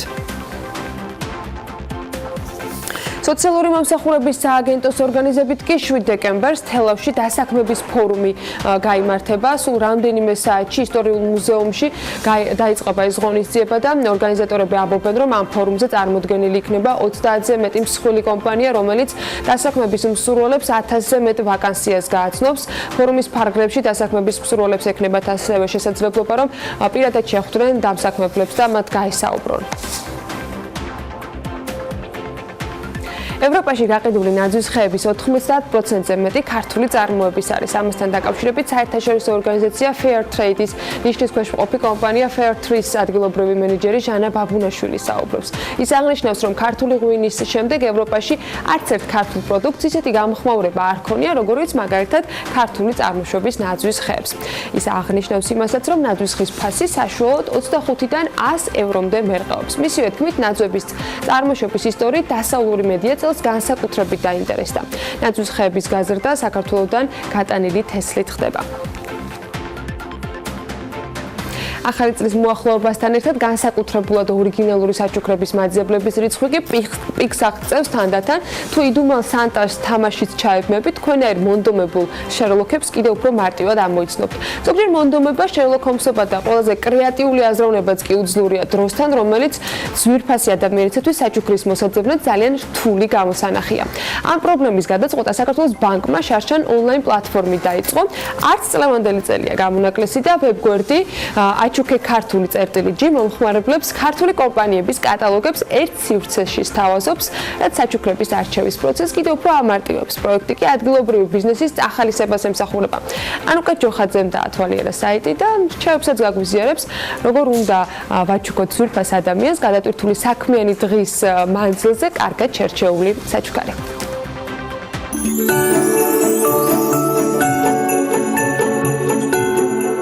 დეკემბერი დადგება თუ არა, მაშინვე გრძნობ, რომ ახალი წელი ახლოვდება. ირთვება თბილისის ქუჩები და იწყება სამზადისი წლის ყველაზე ჯადოსნური დღესასწაულისთვის. ემზადებიან კომპანიები და იდუმალი სანტებიც, რომლებიც მთელი თვის განმავლობაში თავისი ადრესატის სურვილების ასრულებაზე ფიქრობენ. საქმიანი სანტებისთვის ამ პროცესის გამარტივებას კი საქართველოს ბანკი უკვე მეორე წელი ახერხებს და ცდილობს ამ ყველაფერში ადგილობრივ ბიზნესს განსაკუთრებული როლი მიანიჭოს. ონლაინ პლატფორმაზე აჩუქე ქართული G ქართული კომპანიების პროდუქციის ფართო ასორტიმენტს შეხვდებით. სადაც თქვენთვის სასურველი საჩუქრის არჩევა ნამდვილად არ გაგიჭირდებათ.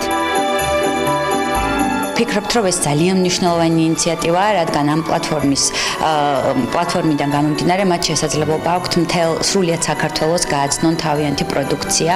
გასულ წელს 500-ზე მეტი ბიზნესი დარეგისტრირდა აღნიშნულ პლატფორმაზე, რაც ყველაზე მნიშვნელოვანია. პლატფორმა წელსანც ფუნქციონირებს და როდესაც დაიწყება უკვე საქართველოს ბანკის ჯადოსნური პროექტი Secret Santa, იქ დარეგისტრირებულ ადამიანებს, ანუ სანტებს შესაძლებლობა ექნებათ აარჩიონ სწორედ აჩუქე ქართულის პლატფორმიდან საჩუქრები და თავიანთ ადრესატებს აჩუქონ, რაც შეიძლება მეტი ქართული საჩუქარი.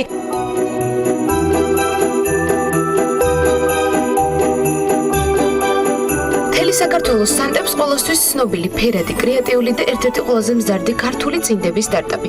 ალტერსოქსიც ეხმარება. აჩუქე ქართული G-ზე ალტერსოქსის განსხვავებულ წინდებსაც შეხვდებით, რომელიც უყვართ როგორც საქართველოში, ისე უცხოეთში. ვფიქრობ, რომ ქართული ბიზნესებისთვის ძალიან დიდი მნიშვნელობა აქვს ესეთი პლატფორმების არსებობას, იმიტომ რომ აქტიურად საახალწლოდ ჩვენ კომპანიებს და მომხმარებელს, რომლებიც საჩუქრებს ეძებენ, აკავშირებენ ერთმანეთს. ანუ ფაქტიურად მომხმარებლის სურვილებს ჩვენ ვიგებთ რესურსს მათ და შემდეგ უკვე შარშან უკვე გავიგეთ თქვა სიტყვაზე რომ ყველაზე მეტად რა სიტყვები იყო ეს თქვა მოთხოვნადი, ეს სადაც შემდეგ უკვე წენებშიც რაღაცნაირად გაგვითვალისწინებინა და კარგი არის ის რომ რეალურად შეუძლია ადამიანს აჩუქოს უცნობ ადამიანს მის სურვილის მიხედვით საჩუქარი და ეს პლატფორმა არის კარგი იმისთვის რომ აკავშირებს ფაქტიურად ბიზნესს და მომხმარებელს ერთმანეთთან. ეს ციფრული მარკეტინგული სააგენტო რედბერია. სწორედ აქ მომუშავე კრეატიული ჯგუფია ავტორი წამოწყებისა, რომელსაც საქართველოს ბანკი თავიანთ მომხმარებლებს თავაზობს. წინა საახალწლო სამზადისი აქაც იგრძნობა. როგორც კომპანიაში გუყობიან აჩუქე ქართული G ბიზნეს საშუალებას აძლევს გაარკვიონ, რომელ პროდუქტზეა განსაკუთრებული მოთხოვნა და შემდეგ თავიანთი მომხმარებლების სურვილების ასრულებაზე ისრუნან. ჩვენ უკვე მესამე წელია ყოველწლიურად ასევე JWT მეტროსთან საქართველოს ბანკთან ერთად ვაკეთებთ საქვეყნო Secret Santa-ს, რომელიც ეხლაც ცოტა ხანში დაიწყება რამდენიმე დღეში და Secret Santa-ში ჩართული 100,000-ობით უკვე შეიძლება ითქვას ადამიანისთვის გვინდოდა მიგვეცა საშუალება ერთის მხრივ რომ მათ ქართული პროდუქტები შეეძინათ საახალწლოდ, საჩუქრად. მეორეს მხრივ კი ქართული ბიზნესებისთვის ეს იყო დიდი შესაძლებლობა რომ ამ პლატფორმასთან Secret Santa-სთან მათი ინტეგრაცია მომხდარიყო. ონლაინ პლატფორმა აჩუქე ქართული G შარშან Secret Santa-s პროექტის ფარგლებში შეიქმნა და 500-მდე მცირე მეწარმე გააერთიანა. მომხმარებლებს კი საშუალება მიეცათ ადგილობრივი ბიზნესის განვითარებაში მონაწილეობა მიიღოთ. ეს პლატფორმა მთელი წლის განმავლობაში ხელმისაწვდომი იქნება და მასზე დარეგისტრირებულ ადამიანებს საჩუქრების ფართო ასორტიმენტს შესთავაზებს.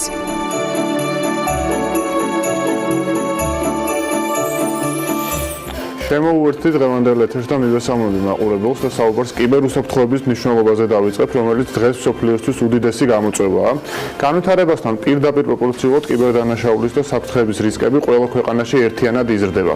კიბერსამყარო საზღვრებს არ აღიარებს, მარტივად რომ ვთქვათ, ჩვენს კომპიუტერებზე, ელექტრონულ ინფორმაციაზე, საბანკო ანგარიშებზე თუ სამუშაო ქსელზე უკიდურესი აღმოსავლეთიდან თუ ამერიკის კონტინენტიდან ისეთივე თავდასხმის განხორციელებაა შესაძლებელი, როგორც გვერდითა ოთახიდან მაგალითად. კი ბატონო, და პირადი ინფორმაციის თუ კერძო სტრუქტურის დაცვასთან ერთად კიბერუსაფრთხოების თემატიკა მასშტაბური გამოწვევა სახელმწიფოებისთვისაც. მსოფლიო ეკონომიკურმა ფორუმმა 2018 წლის მსოფლიოს მთავარ რისკებზე კვლევაშიც მიუთითა, რომ ეკონომიკურ მდგომარეობასთან, გარემოს დაცვით საკითხებთან და გეოპოლიტიკურ ვითარებასთან ერთ-ერთი უმნიშვნელოვანესი რისკთაგანი სწორედ კიბერუსაფრთხოებაა. პრობლემის მნიშვნელობა ნომერ 1 საწუხარი მოქალაქეებში არ არის, მაგრამ იმავე მსოფლიო ეკონომიკური ფორუმის ანგარიში აღნიშნული იყო, რომ კვლევისთვის გამოგითხრული რესპონდენტების დაახლოებით 13%-ისთვის მთავარ რისკს სწორედ კიბერთავდასხმა წარმოადგენს. მოკლედ კიბერუსაფრთხოება ნამდვილად დიდი გამოწვევაა საქართველოსთვის, ისევე როგორც დანარჩენი მსოფლიოსთვის და ამ კუთხით ბევრი გვაქვს სამუშაო. ერთგვარად რისკების გადაზღვის ნაწილია კიბერსავარჯიშო, საჯარო და კერძო ორგანიზაციების წარმომადგენლებისათვის, რომელიც იუსტიციის სამინისტრომ უკვე მეხუთედ ჩაატარა და რომლის მიზანიც კიბერშეტევების კრიზისული სიტუაციებისათვის ინფორმაციული ტექნოლოგიების სპეციალისტების მომზადება გახლავთ. გამოწვევები მზაობაა და შედეგები კიბერუსაფრთხოების გუშინდელ სავარჯიშო დღეზე და კიბერსავარჯიშოების ახალ პორტალზე ვისაუბრებს სტუმართან. დავით კვათაძე, იუსტიციის სამინისტროს მონაცემთა გაცვლის სააგენტოს სამთავრობო კომპიუტერულ ინციდენტებზე სწრაფი დახმარების ჯგუფის მენეჯერი შემოუერთდა საქმიანი დილის სტუდიას. დილამშვიდობის. მოგესალმებით, მივესალმებით თქვენ ტელემაყურებელს. დიდი მადლობა მოწვევისთვის. რეგალია ძალიან დიდია და ბევრს მოიცავს, მაგრამ თქვენი ფუნქცია და მოვალეობიდან გამომდინარე გუშინდელ დღეზე პირდაპირ გითხავთ, რას უძღვებით, ანუ რას წარმოადგენს კიბერუსაფრთხოებასთან დაკავშირებული პრობლემა და როგორ შეიძლება მისი წინასწარი ვთქვათ რაიმე ფორმით მართვა.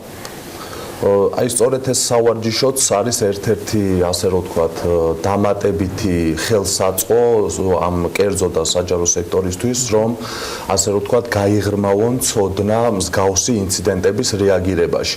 და საერთოდ კიბერუსაფრთხოებაში ერთ-ერთი მნიშვნელოვანი ასე რომ ვთქვათ როლი უჭირავს თვითონ ანუ ურთიერთობას და კომუნიკაციას საჯარო და კერძო სექტორში. და სწორედ ეს საშუალება აღრმავებს ანუ საჯარო და კერძო სექტორის პარტნიორობას ამ კიბერუსაფრთხოების სივრცეში. რა აი ერთ დღეში როგორ შეიძლება რომ ტრენინგით ან რა ფორმით შეიძლება რომ რა ის ძირითადი ვთქვათ თვისებები ან უნარები შეიძლება ადამიანს ამ ვარჯიშისას განუვითარდეს, რომელიც იგივე ამ პრობლემების წინაშე დამდგარი ვთქვათ საზოგადოების თანამშრომლების ერთი გუნდის ვთქვათ ერთიანობით შეიძლება რომ უფრო მინიმიზებული იყოს პრობლემა. პირველ რიგში აღნიშნავ, ეს არ არის ტრეინინგი, ეს არის რეალური სავარჯიშოები, რეალურ კიბერინციდენტებში. რეალურ კიბერინციდენტებზე დაფუძნებული და ყველა ეს სავარჯიშო 2015 წლიდან არის ჩვენს სააგენტოს შექმნილი და არის უნიკალური. ანუ მსგავსი ტიპის. აი მაგალითად არის რომ თქვათ რაღაც სერვერზე განხორციელდა შეტევა, რეალურ სერვერზე თქვათ.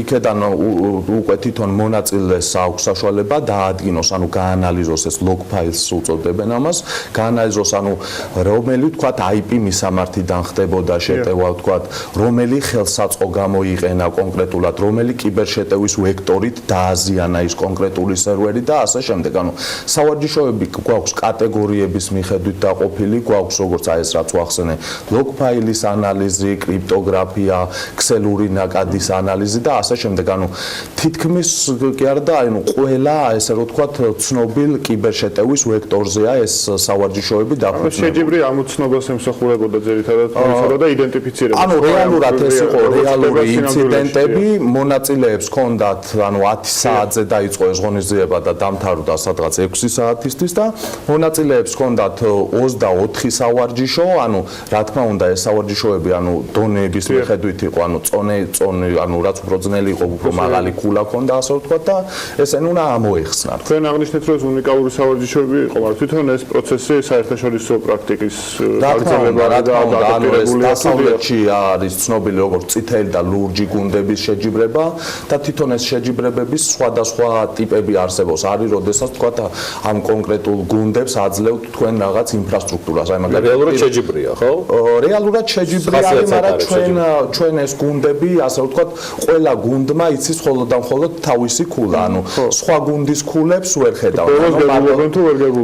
არა, ანუ არ ვასაჯაროებთ, რადგან არ გვინდა რომ რაღაც შეიძლება რომელიმე დაიჩაგროს, იმიტომ რომ არ არის სამწუხაროდ ყველა ორგანიზაციაში ამ ეტაპზე ანუ არ ყავთ კიბერუსაფრთხოების სპეციალისტი და ბევრი ორგანიზაციიდან მოდიან ქსელის ადმინისტრატორები, სისტემური ადმინისტრატორები, პროგრამისტები და ამ შესაბამისად არათანაბარი ბრძოლა იქნება, იმიტომ რომ ზოგ ორგანიზაციას შეიძლება ყავდეს გავსი ასე რომ ვთქვათ სპეციალისტი, ზოგს შეიძლება არ ყავდეს. ეს იყო მეხუთედ გუშინ. წინა ამ ტრეინინგს ავარქო იყოს თუნდაც რა ვიცი საცდელი თქვათ რაღაც პრაქტიკა, რა შედეგები მიიღეთ? იმედია რომ რამე თავდასხმის მსხვერპლი არ გავხდართ, მაგრამ რა საუმჯობესებს რეალურად წინა 4-ის შედეგი როგორი არის? ნუ ჩვენი მიზანი არის რომ თვითონ აი ეს სფერო რაცაც ვაწვდით ამ პიროვნებებს ასავარჯიშოებიც არის რაც ვახსენეს კრიპტოგრაფია, ქსელური ნაკადის ანალიზი, log ფაილების ანალიზი, ამაში გაიღრმავონ ცოდნა. მაგრამ აქ არის ერთი ასე რომ ვთქვათ მომენტი რომ დავარქვა, ანუ ერთ დღეში ამ ყველაფერს რა თქმა უნდა ვერ ისწავლის ადამიანი და ვერ აითვისებს მარტივად და სწორედ ამიტომ ჩვენ აი 26 ნოემბერს გავაკეთეთ ახალი პორტალი, რომელიც არის უნიკალური რეგიონში და ანუ ყველა სტუდენტს, საჯარო მოხელეს, კერძო სექტორიდან, ანუ ვინც იქნება დაინტერესება, შეუძლია დარეგისტრირდნენ ამ პორტალზე, ეს არის სრულად უფასო და მიიღონ ცოდნა. იქ უკვე თვითონ კონკრეტულად აი ამ სავარჯიშოების ამოხსნაც არის, ანუ დეტალურად თავის სურათებით, როგორ უნდა ამოხსნას, რა ხელსაწყოები გამოიყენოს და იუსტიციის სამინისტროს ვებგვერდიდან გადავლენ ამ პორტალზე თუ დიახ, Facebook გვერდიც არის, ანუ ამ პორტალს ქვია cyber-lab.tech, ანუ რეგისტრაცია არის ძალიან მარტივი, ამ ეტაპზე ტესტირების რეჟიმში გვაქვს გაშვებული, უკვე სადღაც 150-მდე ასე რომ ვთქვათ სტუდენტი და ასე ვთქვათ ორგანიზაციების თანამშრომლები დარეგისტრირდნენ და საკმაოდ ისეთი მოწონება არის, როგორც წერენ Facebook-ზე. რამდენად შეიძლება რომ იყოს ასეთი უნარებით აღჭურვილი იმ რეალობაში, სადაც დღეს ვცხოვრობთ, როცა ყველა კომპიუტერზეა დამოკიდებული და ყველა სამსახური ფაქტობრივად მოითხოვს იმას, რომ იყო რაღაცა ქსელურ სამუშაო პროცესში, რომ IT სპეციალისტების გარდა ის თანამშრომლები, რომლებიც ამ სფეროთი არ არიან, მხოლოდ მომხმარებლები არიან IT სამსახურის ამ შემთხვევაში ბენეფიტების, ისინიც იყვნენ გარკვეულები და მათაც ჰქონდათ პირველადი უნარები. რა თქმა უნდა, ერთ-ერთი ყველაზე ესე რომ ვთქვათ გავრცელებული საფრთხე არის სწორედ ეს, რომ ჩვეულებრივმა თანამშრომლებმა, რომელიც არ არის IT დაკავებული, სწორედ აი მაკედან არის რისკი ყველაზე მაღალი, რომ აი ვთქვათ ეგეთმა ადამიანმა გახსნას როგორც ვთქვათ phishing URL-ს ეძახიან ან რაღაც მავნე კოდი განათავსონ მაგის კომპიუტერზე. შესაბამისად, ანუ კიბერჰიგიენა არის ძალიან მნიშვნელოვანი ორგანიზაციებში და ჩვენ წინა წელს დავნერგეთ ანუ ელექტრონული სწავლების პლატფორმა e-learning-ს ეძახიან და იქ არის ეს კიბერჰიგიენის კურსი განთავსებული და ის არის ხელმისაწვდომი ყველასთვის. მანდაც რეგისტრაცია არის უფასო ასე. ზოგადად რა ვითარება არის ამ ხრივ საქართველოში? ეს იქიდანაც არის გამომდინარე, რომ კი ბევრი ადამიანი არიან ჩართული ასე ქსელურ ინფორმაციების გაცვლა გამოსვლაში, მაგრამ მაინც ინტერნეტიზაცია ამ ქვეყნის პრობლემა არის და ანუ ერთი მხრივ ჩართულები რამდენად პასუხობენ გამოწვევებს და მეორე მხრივ აი თუნდაც რეგიონებში ინტერნეტის პრობლემა რო არის რამდენად აი მოწინავე ქვეყნებისთან რა პოზიციაა საფრთხეების კუთხით იძახი? ჩვენი ქვეყნიდან გამომდინარე და ბიუჯეტიდან გამომდინარე, ასე ანუ ყველაფერი ბიუჯეტამდე არის მაინც და ეს საფრთხეობა საკმაოდ თანხებთან არის დაკავშირებული და შესაბამისად ანუ საკმაოდ კაი პოზიციები გვაქვს საერთაშორისო ინდექსებში, აი მაგალითად 2017 წლის ინდექსში ჩვენი ქვეყანა მერვე ადგილზე გავიდა. ეს არ არის რა თქმა უნდა, აი რამდენად ეს ინდექსი არ იყო დამოკიდებული იმაზე, ვთქვათ, რამდენად ძლიერი შეტევა წამოვა შენზე და შენ ამისთვის მზად. ანუ მაგაზე არ იყო გათვე, აქ იყო ორგანიზაციული მოწყობა, როგორ არის, როგორ თანამშრომლობს სხვადასხვა ქვეყნებთან, როგორ ვთქვათ, ანუ კრიტერიუმებია და ინსერვიები გასაგებია. წარმატებას გისურვებთ. დიდი მადლობა დავით ქვათაძეს, იგი იუსტიციის სამინისტროს მონაცემთა გაცვლის სააგენტოს სამთავრობო კომპიუტერულ ინციდენტებზე სწრაფი დახმარების ჯგუფის მენეჯერი გახლავთ და ვიდრე მას გავაცილებთ ძელვადიანი ამინდის პროგნოზი, რეკლამა და შემდგომ უკვე გადავდივართ შემდეგ ახალ თემაზე. ამინდის პროგნოზის სპონსორია SEU დეველოპმენტი.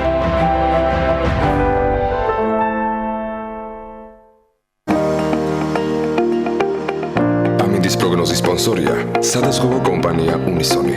თავისუფალი დაზღვევა თქვენი სიმშვიდისათვის.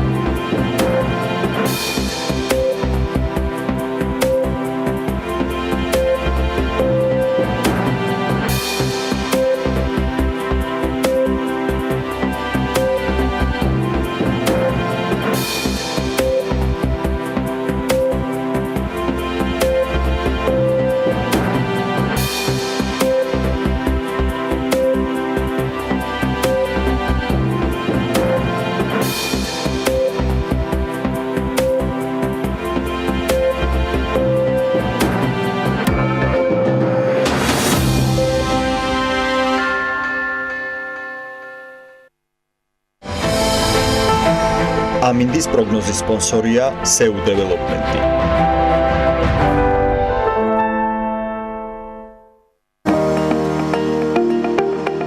ამინდის პროგნოზის სპონსორია სადაზღვევო კომპანია უნისონი.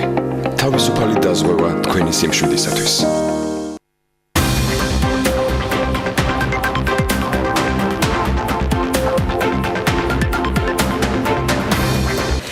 დეკემბერს მე-13 საერთაშორისო არქიტექტურული კონკურსის არქიტექტურული პრემია 2018-ის გამარჯვებულები დასახელდებიან. 20 სექტემბერს დაწყებული ნამუშევრების ატვირთვა კონკურსისათვის 10 ნოემბერს დასრულდა და 10 ნომინაციაში უცხოელი ჟიურის წევრების მხრიდან 168 ნამუშევარია შერჩეული. მათგან კიდევ განსაკუთრებულებს რამდენიმე დღეში გაგვეცნობენ. დღეს სტუდიაში ის ადამიანები მოვიწვიეთ, ვინც დარწმუნებული ვარ, ჩემზე მეტად ელოდებიან 15 დეკემბერს და ამის მიზეზიც მალე მიხვდებით. კეთი თათარაშვილი, თერმოინდუსტრიის მარკეტინგის მენეჯერი, ნინო ლაღიძე, საქართველოს არქიტექტორთა ასოციაციის თავმჯდომარე და თანადამფუძნებელი და ჟურნალ სტილის რედაქტორი და ასევე დიმიტრი მოსულიშვილი, საქართველოს არქიტექტორთა ასოციაციის დამფუძნებლები არიან საქმიანი დილის სტუდიაში. მოგესალმებით.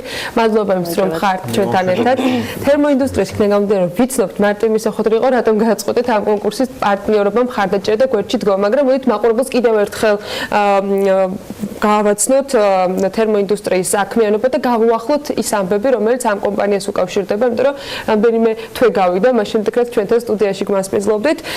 დღეს რა პროდუქტით, რა შეთავაზებებით არის წარმოდგენილი კომპანია და რატომ იყო საინტერესო ჯამში ეს კონკურსი, ამასაც მალე მიხვდებიან დარწმუნებულები ამ ყველაფრის შემდეგ. მოგესალმებით პირველ რიგში, როგორც ადრეც აღნიშნეთ, ჩვენი კომპანია 2012 წელს დაარსდა და მას შემდეგ წარმატებით მოხვეწეობს ქართულ ბაზარზე.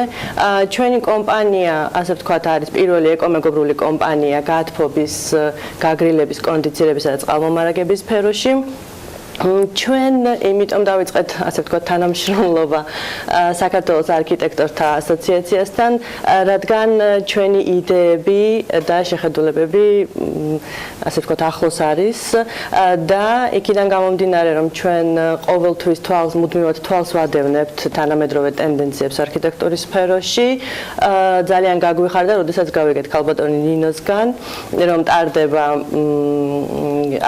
არქიტექტურული კონკურსი 2018, ეს არის მე-13 საერთაშორისო კონკურსი. და ჩვენს გვინდოდა ჩვენი წვლილი შეგვეტანა ქართველი დიზაინერების და არქიტექტორების წელს დავიწყეთ ჟურნალის სტილით, სადაც წარმოვადგინეთ ჩვენი პროდუქცია. ძირითადად აქედან გამოვარჩევ მარგაროლის პროდუქციას, რომელიც არის იტალიური ბრენდი და წარმოვადგინეთ ის ელიტარული სასტუმროები, რომლის ნაწილადაც ისტორიულ ნაწილადაც იქცა თვითონ მარგაროლის ბრენდი. ზოგადად არქიტექტურულ ნაწილში ეს ეკომეგობრული დამოკიდებულება ძალიან მნიშვნელოვანია. ვიდრე ბატონ დიმიტრისთან გადავიდოდე, იქიდან გამომდინარე თქვენ ბევრთან გაქვთ შეხება ამ ჟურნალიდან გამომდინარე, ძალიან ბევრ კომპანიას ხვდებით, ასევე არქიტექტურის სხვა მიმართულებებთან. ამ კონკურსის გაკეთება და შესაბამისად მონაწილეების წინასწარი, ვთქვათ, მონაწილეების შესახებ წინასწარი ინფორმაცია მარტივად გექნებოდა თქვენი სამუშაოდან გამომდინარე. რამე ეკომეგობრულია დღეს გარემო არქიტექტურულ ნაწილში. აი ეს ჩვენი მოღვაწეობის ხანგრძლივობა 2000 წლიდან გამოდის ჟურნალის სტილი და 2006 წლიდან ვატარებთ აი საერთაშორისო კონკურსს და ფესტივალს არქიტექტურულს. აი ეს ხანგრძლივობა განაპირობებს იმას, რომ ერთმანეთს ვჭირდებით. ანუ არქიტექტორებისთვის და დიზაინერებისთვის საჭიროა ეს სამშენებლო კომპანიებთან, დეკორატიული მასალების კომპანიებთან ალიანსი, რადგანაც ეს ძალიან სასარგებლოა და კარგად გამოიყენება მომხმარებლის და დამკვეთის მიერ. და აი ეს სწორედ ეს განაპირობებს ჩვენ წარმატებას და თვითონ ამ კონკურსზე, ამ დენწლიანი გამოცდილების და ისტორიის გამომავალში წელს რა ხდება? 168 ნამუშევარი ისტორიად მახსოვს, რომელიც შერჩეული არის 15 დეკემბერს, ვისგანაც ველოდებით, რომ მათ ნომინაციაში დასახელდა. 168 შეიძლება იყოს წელს სამხრეთ. წელს სიახლე ყოველ წელს არის და წელსაც, იმიტომ რომ თვითონ მონაწილეთა კატეგორია, მონაწილეთა აი პროფესიონალური დონე, უცხოელი არქიტექტორების, თქვათ, დაინტერესება ამ კონკურსით იზრდება, ახალ-ახალი ქვეყნებიდან გვერდებიან მონაწილეობის მისაღებად არქიტექტორები და დიზაინერები და გამოირჩევა იმით ყოველი მომდევნო კონკურსი, რომ გადაავლოთ თვალი 2018 2006 წლიდან დაარქივებული გვაქვს მასალა. თვითონ დამოკიდებულება კონკურსის წარმოსაჩენი მასალების მიმართ ყოველ წელს მაღალია, გემოვნება, იხვეწება. წარმომიდგენია წლევანდელი 2006-ში და რომ რა განსხვავება იქნება და რა ტიპის პროგრესი იქნება სახელი. ეს რა თქმა უნდა დამოკიდებულია ასევე აი ესეთ ახალ ტექნოლოგიურ სიაღლეებთან, იმიტომ რომ აი კომპანიები თქვათ როგორც არის ჩვენი პარტნიორი კომპანია ამ დღეს თქვათ აღნიშნავთ თერმოინდუსტრია, სხვაებიც არიან, შემოაქვთ ყოველ წელს უფრო და უფრო გაუმჯობესებული ეს და სოფლიო სტანდარტების შესაბამისი თქვათ სამშენებლო მასალა იქნება თუ დეკორატიული. ჯამში 10 ნომინაცია არის, ვიდრე სიურპრიზ ნომინაციაზე კიდევ უფრო ცალად ვესაუბროთ, რა ნომინაციები და რა კრიტერიუმებით ხდება გამორჩევა კონკურსანტების? ნომინაცია არის 10 ნომინაცია, წარმოდგენილია ამ ნომინაციებით როგორც განხორციელებული შენობები, რეალიზებული ობიექტები, რეკონსტრუირებული ნაგებობები, ასევე რეალიზებული ინტერიერები, როგორც საზოგადოებრივი და საცხოვრებელი შენობების, სტუდენტური ნომინაცია გვაქვს ძალიან ისეთი მნიშვნელოვნად გამორჩეულად ეს ნომინაცია ყურადღებას ვაქცევთ და რაღაცნაირად გვინდა რომ წარმოვაჩინოთ ეს ახალგაზრდები. ძალიან ბევრმა ახალგაზრდამ წარმატება მიაღწია სწორედ ჩვენთან და ასევე ეს რაღაც პედესტალი იყო მის მომავალ შემოქმედებაში. რა კრიტერიუმებით ფასდება? აი რაღაცნაირად მოკლედ რო ვთქვათ, ეს არის მოცულობა, ფორმა, ეს არის ფუნქცია, ინოვაცია, გარემოსთან ადაპტაცია და გარკვეულ ბევრ საინტერესო პროექტს გავაცნობით, მაგრამ რას ნიშნავს აი აღინიშნა უკვე ქაბატონ ნინოსგან, რომ ყოველწლიურად იხვეწება. თავად არქიტექტორებისათვის რას ნიშნავს ასეთ კონკურსში მონაწილეობა, რა მოტივაცია და რა შესაძლებლობები იხსნება კონკურსში წარმატების თუ შემდეგ ეტაპზე გადასვლის შემთხვევაში, იმიტომ რომ ფაქტობრივად ყველა 168 გამარჯვებული იქნება, მაგრამ ეს არის ერთგვარი გამოცდილება ალბათ არქიტექტორებისათვის, როდესაც ასეთი ისტორიის და თქვათ კონკურსში არიან წარმოდგენილები. შემოქმედებითი ადამიანისთვის ალბათ მნიშვნელოვანია, რომ მის მიერ შექმნილი რამე ნამუშევარი ნახოს საზოგადოებამ გარკვეულწილად. მით უმეტეს თუ ის წარმატებული ნამუშევარი იყო. ეს არის საშუალება არქიტექტორებისთვის, რომ თუნდაც ონლაინ რეჟიმში გამოფინონ თავის ნამუშევრები, საზოგადოებას გააცნოს ნამუშევარი და მაგრამ გარკვეულ რეაქციას ელოდებიან. იქ არის საზოგადოებრივი ჟიურიც, რომელიც ხმებს აძლევს ამ ნამუშევრებს, ასევე პროფესიონალური ჟიური არის. ყოველთვის რა თქმა უნდა ყველა ვერ გაიმარჯვებს ეს თავისთავად ცხადია. ეს უფრო არ არის შეჯიბრი გამარჯვებისთვის, რომ მით უმეტეს ჩვენ არასოდეს ხო ეს არ არის, სპორტი არ არის, ამიტომ ჩვენ უფრო აქცენტს ვაკეთებთ იმაზე, რომ მონაწილეობა თავისთავად უკვე კარგია, იმიტომ რომ ეს დევს ეს არქივი. ნებისმიერი ადამიანი მაგალითად ძალიან ხშირად ასოციაციაში რეკავენ იმაზე, რომ ვის შეიძლება რაღაც ობიექტი გავაკეთებინო. ჩვენ მითება რა თქმა უნდა, რომ შეუძლია დაათვალიერონ საკმაოდ დიდი მასალა არის განთავსებული, დაწყებული ინდივიდუალური იქნება, რომელიც ყველასთვის საშუალებაც აქვს, იქვე ნახონ ერთმანეთი. გარდა ამისა, ძალიან დიდი მნიშვნელობა აქვს, ხო არ არიან არქიტექტორები განებიურებულები, თქვათ რაღაცა ერთმანეთის ქებით, ან საზოგადოებისგან ქებით, უფრო ალბათ ნეგატივი ისმის ხოლმე, ხო ხშირად თვალსაჩინოდ. ეგ ცალკე საკითხია კიდევ, მაგრამ თემა იმაშია, რომ წელიწადში ერთხელ ესე ვთქვათ, ჩვენ თვითონ გადავწყვეტეთ, მოვუწყოთ ჩვენ თავს ესე ვთქვათ, ღონისძიება, სადაც ერთმანეთზე ვიტყვით კარგს. ნუ ცუც ვერიდებით ამ დროს ვთქვათ და რაღაც ვაჯილდოვებთ ერთმანეთს. პერიოდისაცია წინა საახალწლო დაწყობაში შესაბამისად. გამოვიდეს ისე რომ მარტო ჩვენ ერთმანეთში ვერთობით არ არის ესე, იმიტომ რომ აქ არის ეს ძალიან მნიშვნელოვანი მომენტი, ზუსტად იმიტომ დღეს ერთად მოსულები, რომ ეს არის ძალიან მნიშვნელოვანი ტანდემი. არ არსებობს არქიტექტურა არის პრაქტიკული შემოქმედება, ეს არ არის თქვა ნახატი, ტილო, ამიტომ აუცილებლად ეს ტანდემი არის აუცილებელი. ახალი ტექნოლოგია. ხო, თქვენს ახსენებთ კრიტიკა ბუდეში და ტანდემი ამავე დროს კრიტიკის მიზეზი ხშირად ხდება ხოლმე ეს ბეტონის ჯუნგლებთან დაკავშირებით და ზეითად მე განსვლა როგორ ააშენეს, რატო ააშენეს და ნუ ასეთი დამოკიდებულება ჩდება შორიდან რომ უყურებ. მეორე მხრივ, როცა გარემოზე ვსაუბრობთ, ეკომეგობრული თქვათ პროდუქტი ძალიან მნიშვნელოვანი არის. რამდენად ხდება დღეს არქიტექტურაში, რამდენად თქვენ გაიცნობთ ალბათ ამ კონკურსანტებსაც, რომლებიც არიან უკვე შემდეგ ეტაპზე გადასვლები, ხო, რამდენად იყო ეკომეგობრული თქვათ დამოკიდებულება, არა მხოლოდ კონკურსისათვის, ან ერთი კონკრეტული ნომინაციისათვის, არამედ ზოგადად პრაქტიკაში გამოყენება რამდენად ხდება ესეთი პროდუქტის და მოთხოვნა რამდენად არის.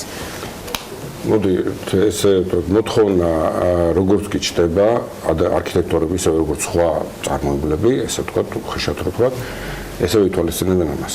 ეს არის ჩვეულებრივი მოთხოვნა, რომელსაც ეგრევე აისახება მომენტალურად ყველაზე. რომ გადაავლოთ თვალე თქვენ ახსენეთ ზეგან 2006-დან დაწყებული დღემდე არა, თვითონ ხასიათში მიხვდებით შენობების, რომ სხვა ტიპის თვითონ შინაარსი არის სხვა შენობების. არქიტექტურა არ არის მარტო ნახაზი ან აშენებული, ხო, ეს გარკვეულად ფილოსოფიასთან არის კავშირი, დამოკიდებულება საზოგადოებასთან და ეს ჩანს რომ გადავშალოთ ნებისმიერი ნომერი აქაც შეიძლება გაჩვენოთ. ძალიან საინტერესო ნამუშევრები არის ჟურნალში ყოველთვის, რომელსაც ეტაპობრივ შეგიძლიათ ნომინაციებამდეც და ამ კონკურსამდეც გაეცნოთ ხოლმე. საინტერესოა თვითონ რომ სტუდენტები, რომელიც 2006-ში იღებდნენ მონაწილეობას, მაგალითად დღეს არიან უკვე შემდგარი შემოქმედები, რომელიც ძალიან მყარად არიან ასპარეზზე და ზუსტად ეს ის თაობაა, რომელიც უკვე სხვა ხედვა აქვს აბსოლუტურად. არქიტექტურა ხო სივრცის მოწყობა სინამდვილეში და სხვა ხმალ სხვა დამოკიდებულება. ეს კონკურსი გარკვეულწილად საკომუნიკაციო პლატფორმას და ერთმანეთში საურთიერთოს და ამ მხრივ ახალი პარტნიორების გაჩენის თუ პერსპექტივების გაჩენის არეალის და შეგვიძლია ვთქვათ, რომ ეს კიდევ ერთი ბენეფიტი როგორც აი ამ კონკურსის ამ მხრივ. ერთ-ერთი რა თქმა უნდა არც ნაკლებად მნიშვნელოვანი კომპონენტი მთელი ამ ღონისძიების არის რაც თქვენ ბრძანეთ, იმიტომ რომ წარმოიდგინეთ რომ სისტემა სადაც თუნდაც ის თქვათ რომ ერთმანეთთან კომუნიკაცია ძალიან ჭირს დღეს, ეგეთი ინსტიტუტები აღარ არსებობს, სოციალურ არქიტექტორები იქნებოდნენ. ეს ერთ-ერთი ღონისძიებაა, რომელზედაც ესენი ხვდებიან ერთმანეთს და ძალიან საკმაოდ კარგი გარემო არის, ძალიან ბევრი ხალხი მოდის, გაკურებულია ხოლმე ყველა, იმიტომ რომ ერთად ამდენი არქიტექტორი შეკრება, ესე თქვათ ადვილი არ არის. და აუცილებელია იმ თვალსაზრისით, რომ საზოგადოებას ეძლევა საშუალება და არა მარტო არქიტექტორები მოდიან ნაკითხად. დიდი გულშემატკივრობა სტუდენტების, ეს არის განსხვავებული ნომინაცია ხოლმე აბსოლუტურად და დიდი აჟიოტაჟი და სიხარული მოყვება ამ თემას ხოლმე. ეს ვფიქრობ საკმაოდ კარგი ღონისძიებაა. და მე ვახსენე აუცილებლად მე ვახსენე სპეციალური პრიზი, რომელიც უკავშირდება ეკომეგობრულ სწორედ ნომინაციას. ამ შემთხვევაში ქეთი შენგან მინდა მოვისმინო, თქვენთვის რამდენად იყო ეს სპეციალური პრიზი, რა რისი შესაძლებლობა გაჩნდა ამით და რამდენად საინტერესო აღმოჩნდა ნამუშევრები, რომლის წარმოდგენილები არის. როდესაც ქალბატონინომ ასე თქვა გვაცნობა რომ რა ნომინაციები იქნებოდა და რა პროექტებზე იქნებოდა გამახვილებული ყურადღება, მაშინვე ავარჩიეთ მწვანე არქიტექტურა. ჩვენი მიმართულება ითვალისწინებს ეკომეგობრულობას, პროდუქციის ხარისხს და არც ის არის ამიტომაც ავარჩიეთ ჩვენ თვითონ მარგაროლის პროდუქცია ეს შემთხვევითი არ იყო, რადგან ვფიქრობთ, რომ იტალიური ბრენდი მარგაროლი კონკრეტულად ქართველი დიზაინერებისა და არქიტექტორებისათვის ერთ-ერთი კარგი და შვენიერი გადაწყვეტილება არის. შეგიძლიათ სრულად ნახოთ ინფორმაცია, მაგრამ შევეცდები, რომ ჟურნალიდანაც კიდევ ერთი სტილი. ხო, რატომ არის ასეთი გამორჩეული და რა მახასიათებლები აქვს მას განსაკუთრებული? თვითონ კომპანია 1959 წლიდან მოღვაწეობს იტალიაში და უნდა აღინიშნოს, რომ მათთვის დიზაინს ძალიან დიდი მნიშვნელობა აქვს და რა თქმა უნდა ხარისხს. მარგაროლი ეს არის ასე ვთქვათ ოჯახური ბიზნესი იტალიელების და ამიტომაც ავირჩიეთ პრიზად მარგაროლის ქარხანაში წასვლა. მოგზაურობა დიახ იტალიაში არის და სხვადასხვა არა მარტო მარგაროლის პროდუქციას ნახავენ, თვითონ ასე ვთქვათ წარმომადგენლები სხვა პროდუქციასაც გააცნობენ, რაც მათ ბრენდებში შედის და ეს მოგზაურობა არ იქნება მხოლოდ ფორმალური ხასიათის, იქნება არაფორმალური ხასიათისაც და ვფიქრობთ გამარჯვებული, რომელსაც ჩვენს ფავორიტს ავირჩევთ, დაბრუნდება იტალიიდან კმაყოფილი და ვიდრე შევაჯერებთ. იქნება რომ არ დაბრუნდება და დაიტოვებენ იქ. ყველაზე კარგი სცენა. ვიდრე კონკურსთან დაკავშირებით ბოლო დეტალებს შევაჯეროთ, მე მინდა თერმოინდუსტრიის სიახლეებზე ვეკითხო. დღეს როგორც ვიცი, წარმოდგენილები ხართ არა მხოლოდ დედაქალაქში და ამ შემთხვევაში ბათუმში, არამედ გაფართოვდით, რა სად შეიძლება რომ ამ პროდუქციასთან დაკავშირებით მომხმარებელი და დაინტერესებული ადამიანები. დიახ, როგორც იცით, თერმოინდუსტრიის ისტორია იწყება ბათუმიდან, ბათუმში ფილიალი გავხსენით 2012 წელს, შემდეგ დაემატა სხვა ფილიალები სხვა ქალაქებში, თბილისში გვაქვს პრემიუმ კლასის შოურუმი ბელიაშვილის 100 ნომერში, ფოთში გვაქვს და წელს დავამატეთ კიდევ ორი ფილიალი. ეს არის ბათუმში, რადგან მოითხოვდა ასე ვთქვათ ბაზარი, კიდევ ერთი ფილიალის გახსნას და ზუგდიდში შევედით. ზუგდიდელმა მოითხოვეს განსაკუთრებით. დიახ, სექტემბერში გავხსენით ზუგდიდშიც ახალი ფილიალი და ვფიქრობთ შემდეგ წლებში კიდევ უფრო ფილიალს დავამატებთ და გავფართოვდებით. წარმატებას გისურვებთ და წარმატებას უსურვებ ყველა იმ არქიტექტურულ ნამუშევარს და მათ ავტორს, რომელიც ამ კონკურსზე იქნება წარმოდგენილი. ბოლოს მინდა გითხოთ ქალბატონინო თქვენ რამდენი ქვეყნიდან არის ჯამში მონაწილე წლევანდელ კონკურსში? წელს არის მონაწილეები, ეს უკრაინა, რუსეთი, იტალია, ძალიან ბევრი პროექტი იყო შემოსული იტალიიდან და ერთ-ერთიც ნომინირებული ესეთ როგორც საუკეთესო წარმოჩენილი თურქეთი, აზერბაიჯანი და წელს პირველად არის ირანის წარმომადგენლები, არქიტექტორები. წარმატებას გისურვებთ ამ კონკურსში და რა თქმა უნდა ყველა მონაწილეს. მე მგონი გვექნება შესაძლებლობა რომ გავიგოთ ვინ იქნებიან გამარჯვებულები მათ ნომინაციაში, რომელიც ამ კონკურსის ფარგლებში დასახელდებიან. მადლობა სტუმრობისათვის კეთი თათარაშვილს, თერმოინდუსტრიის მარკეტინგის მენეჯერს, ნინო ლაღიძეს, საქართველოს არქიტექტორთა ასოციაციის თავმჯდომარეს და თანადამფუძნებელს, ის ასევე ჟურნალ სტილის რედაქტორი გახლავთ და დიმიტრი მოსულიშვილს, საქართველოს არქიტექტორთა ასოციაციის თანადამფუძნებელს. არქიტექტორთან არანაირ კავშირში არ არის, მაგრამ რადგან ბათუმი ვახსენეთ, მოდი ამას დავაკავშიროთ. საქართველოში 7-მდე აკვაკულტურის მეურნეობაა და ამ ინფორმაციას საქსტატი ავრცელებს, რომელმაც ასეთი კვლევა პირველად ჩაატარა. გამოკვლევას ექვემდებარებოდა შინამეურნეობები და ის იურიდიული პირები, რომელთაც 2017 წლის განმავლობაში აკვაკულტურის საქმიანობა დაიწყეს. გამოკვლევის შედეგებზე სტატისტიკური მონაცემები ჩვენ დავაჯამეთ, გავაანალიზეთ და ერთ სიუჟეტში მოვუყარეთ მათ თავი და მოდით ნახოთ თათია ჩაფიჩაძის მიერ მომზადებული მონაცემები.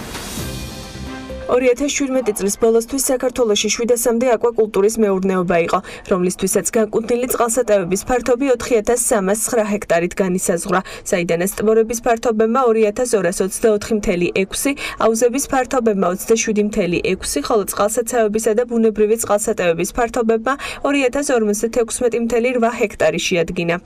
ტბორების ყველაზე დიდი ნაწილი კახეთში მდებარეობდა და საერთო ფართობი 1473.5 ჰექტარი იყო. ტბორების ფართობებმა სამეგრელო ზემოსვანეთში 476.2, იმერეთში 103.5, ხოლო დანარჩენ რეგიონებში ჯამურად 171.5 ჰექტარი შეადგინა.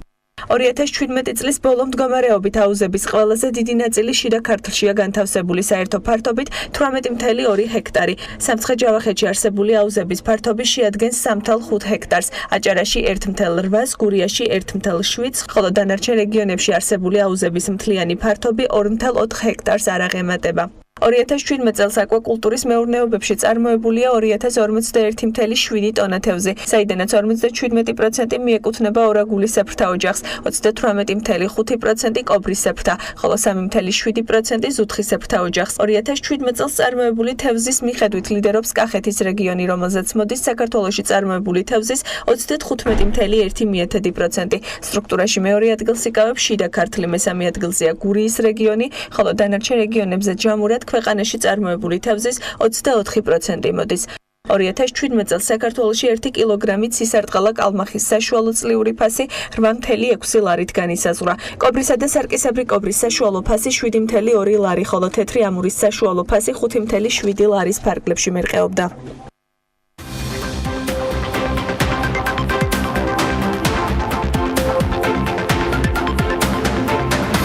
2018 წლის სახელმწიფო ბიუჯეტში დაგეგმილი ცვლილებების მიხედვით საქართველოს 2018 წლის ბიუჯეტის შემოსვლების აპროგნოზო მაჩვენებელი 12 მილიარდ 450 მილიონ 700.000 ლარით განისაზღვრა. ბევრი სხვა კრიტერიუმის გადახედვის შემდეგ ჩაშლილ მონაცემებში ამოიკითხავთ, რომ აქციზის საპროგნოზო მაჩვენებელი განსაზღვრულია მილიარდ 420 მილიონი ლარის ოდენობით, რაც 30 მილიონი ლარით ნაკლებია 2018 წელს დამტკიცებულ გეგმასთან შედარებით. ნიშნავს თუ არა ეს იმას, რომ მიმდინარე წელს აქციზიდან მისაღების შემოსავლების გეგმა სავარაუდოდ ვერ შესრულდება, ამაზე მსჯელობისათვის საფუძველი ალბათ უკვე გარკვეულწილად არსებობს. არსებობს ისევე როგორც საუბარი და კითხვები უნდა დაისვას 2019 წელთან დაკავშირებით, ზოგადად რამდენად პროგნოზირებადი იქნება კიდევ ერთი ინდუსტრიისთვის, გარემო თამბაქოს ინდუსტრიას ეხება ეს ამბავი. მასთან დაკავშირებით საინტერესო პროცესები მე დარწმუნებული 2019 წელსაც არ მოგვაკლდება, ასეა ეს ამბავი. ერთის მხრივ რეგულაციები, მეორეს მხრივ აქციზის განაკვეთი, რომელიც დიდი ალბათობით, ოღონდ ეს დადასტურებული ჯერ არ არის, ფილტრიანი და უფილტრო სიგარეტის შემთხვევაში დღევანდელისგან განსხვავებულად განისაზღვრება. ყოველ შემთხვევაში ჯერ წელიწადს არ ვაჯამებთ, მაგრამ აი ამ მიმდინარე საკითხებზე, სწორედ British American Tobacco-ს კავკასიის და მოლდოვის დირექტორს ზვიად სვიტარიძეს, იგი გახლავთ ამ კომპანიის იურიდიულ და კორპორატიულ საკითხებში დირექტორი, სწორედ ჩართვა და იგი თავაზიანად დაგვთანხმდა, თუ არ ვშტები აზერბაიჯანიდან გვერდება და ზვიად მოგესალმები ივამშვიდობის წარმატებულ დღეს გისურვებ და იმედია კავშირის კარგი არის და წყობრად ყველაფერი. დავიწყოთ იმ აქციზთან დაკავშირებით, რომელიცაც გიორგი მას აღნიშნა, რომ ჯერ დადასტურებული ინფორმაცია არ არის, მაგრამ ფინანსთა სამინისტროში დადასტურებით ამბობენ იმას, რომ ამ საკითხზე მსჯელობა მიდის. თქვენთან თუ იყო კომუნიკაცია ფილტრიანი და უფილტრო სიგარეტის აქციზის დღეს არსებული ნორმის ცვლილებასთან დაკავშირებით და რაიმე ფორმით თუ იყო ამასთან დაკავშირებით მსჯელობა თავ სექტორის წარმომადგენლებთან? დიდი მადლობა ჩართვისთვის, მოგესალმებით აზერბაიჯანიდან, ბაქოდან. ჩვენ გვქონდა რა თქმა უნდა კონსულტაციები, როგორც ვთქვათ, შიდა კონსულტაციები ინდუსტრიაში, ასევე რა თქმა უნდა კონსულტაციები მთავრობის სხვადასხვა წარმომადგენლებთან. ეს თემა დიდი ხანია უკვე თემაა და ამაზე მიდის საუბარი, უნდა გათანაბრდეს, უნდა მოხდეს ეს ვთქვათ, ეგრეთ წოდებული ეს ვთქვათ გათანაბრება, ეკვალიზაცია, იმიტომ რომ საუბარი არის რეალურად უფილტროზე, მაგრამ ეს რეალური უფილტრო სიგარეტი არ არის, როგორც მოგიხსენებათ, საუბარი არის ამ შემთხვევაში მუშტუკზე და საუბარი არის ვთქვათ ცალკე ფილტრზე, რომელიც აწყობის შემთხვევაში ჩვეულებრივ სიგარეტს ღებულობთ. ამიტომ ეს არის ის საკანონმდებლო ხრელი, რომელიც უნდა გასწორდეს და ამის გასწორების ეს ვთქვათ ძალიან უმარტივესი გზა არის მინისტრის ბრძანება, ფინანსთა მინისტრის ბრძანება და დარწმუნებული ვარ, რომ ეს უკვე ეს პროცესი იმდენად მომწიფებულია, რომ მალე უნდა მოხდეს გათანაბრება. ამაზე მეტყველებს ამ საკითხზე პრინციპში გადაწყვეტილება მომწიფებულიც არის და ნება გამოხატულია, ანუ კონსულტაციების დონეზე. რა თქვენ ინფორმაცია გაქვთ? ჩემი ინფორმაციით ნება არის, ჩემი ინფორმაციით არა მარტო ნება, არამედ ამას ვთქვათ აიძულებს ის ფინანსური მაჩვენებლები, რომელიც დადგა საბოლოო ჯამში და ეს დანაკლისი აქციზიდან ზუსტად არის იმის მაჩვენებელი, რომ და იმ ვთქვათ საფუძველი არის ეგრეთ წოდებული უფილტრო სიგარეტის პროცენტული მაჩვენებლის და სამჯერ ნაკლები აქციზია მასზე, როგორც ვიცით. აქედან გამომდინარე, სხვა გამოსავალი და გადაწყვეტილება არც შეიძლება იყოს ამაზე უთითებს ევროპული გამოცდილებაც, რომ არ არსებობს ევროპაში, ევროგაერთიანების ქვეყნებში რაიმე განსხვავება აქციზის კუთხით ფილტრიანსა და უფილტრო შორის და მით უმეტეს ეგრეთ წოდებულ, ვთქვათ, უფილტრო შორის, რომელიც რეალურად საბოლოო ჯამში ფილტრიანია. მაშინ დავაზუსტებ, თუ შეიძლება ის მონაცემები მე, რომელიც საბიუჯეტო, ვთქვათ, შემოსავლებიდან წავიკითხე, ვიდრე შენ შემოგვიერთდებოდი, უკავშირდება კონკრეტულად ამ განსხვავებას აქციზზე და ეს არის მიზეზი და მეორეს მხრივ გაჩნდა კითხვა, ხა ავტომატურად, რომ თუ განიხილავს მთავრობა, რომ ისინი გათანაბრდნენ და ერთიანი იყოს, მაშინ მომავალი წლის შემოსავლებში რატომ ხდება შემცირება საპროგნოზო მაჩვენებლების? აქ არის ორი ნაწილად უნდა დავყოთ საკითხი. პირველი, რა თქმა უნდა, ის რომ რამდენად ეს ვთქვათ გადაჭარბებულად ქონდა თუ არა შეხედულება აქციზის ვთქვათ უფრო მეტი რაოდენობით მიღების და ამ აქციზის ნაწილში მხოლოდ და მხოლოდ თამბაქო არ მგონია იყოს, ხო? აქ საუბარი ალბათ თლიანი და ვთქვათ აქციზი, რომელიც არა მარტო თამბაქოზე, არამედ ალბათ საუბარი არის. თქვენ სექტორზე ფიქრობთ, რომ არ არის, ანუ ეს არ არის გაყიდვების შემცირებიდან გამომდინარე? არა მგონია, აქ შეიძლება პატარა პროცენტი იყოს არალეგალური ვაჭრობის სხვადასხვა წილის გაზდის, პატარა პროცენტი, რომელიც საუბარი არის ალბათ 3-დან 5%-მდე მაჩვენებელზე, რაც რა თქმა უნდა სამწუხარო რეალობა არ არის, იმიტომ რომ თუ გადავხედავთ რეგიონს, იქ დავინახავთ, რომ სომხეთში აქციზი გაცილებით დაბალია ვიდრე საქართველოში. სომხეთში აქციზი გაცილებით დაბალია ვიდრე საქართველოში და შესაბამისად შემოდინებები არის ძალიან ვთქვათ დიდი იყო, მაგრამ უნდა პირდაპირ თქვას შემოსავლების სამსახურის და ფინანსური პოლიციის ვთქვათ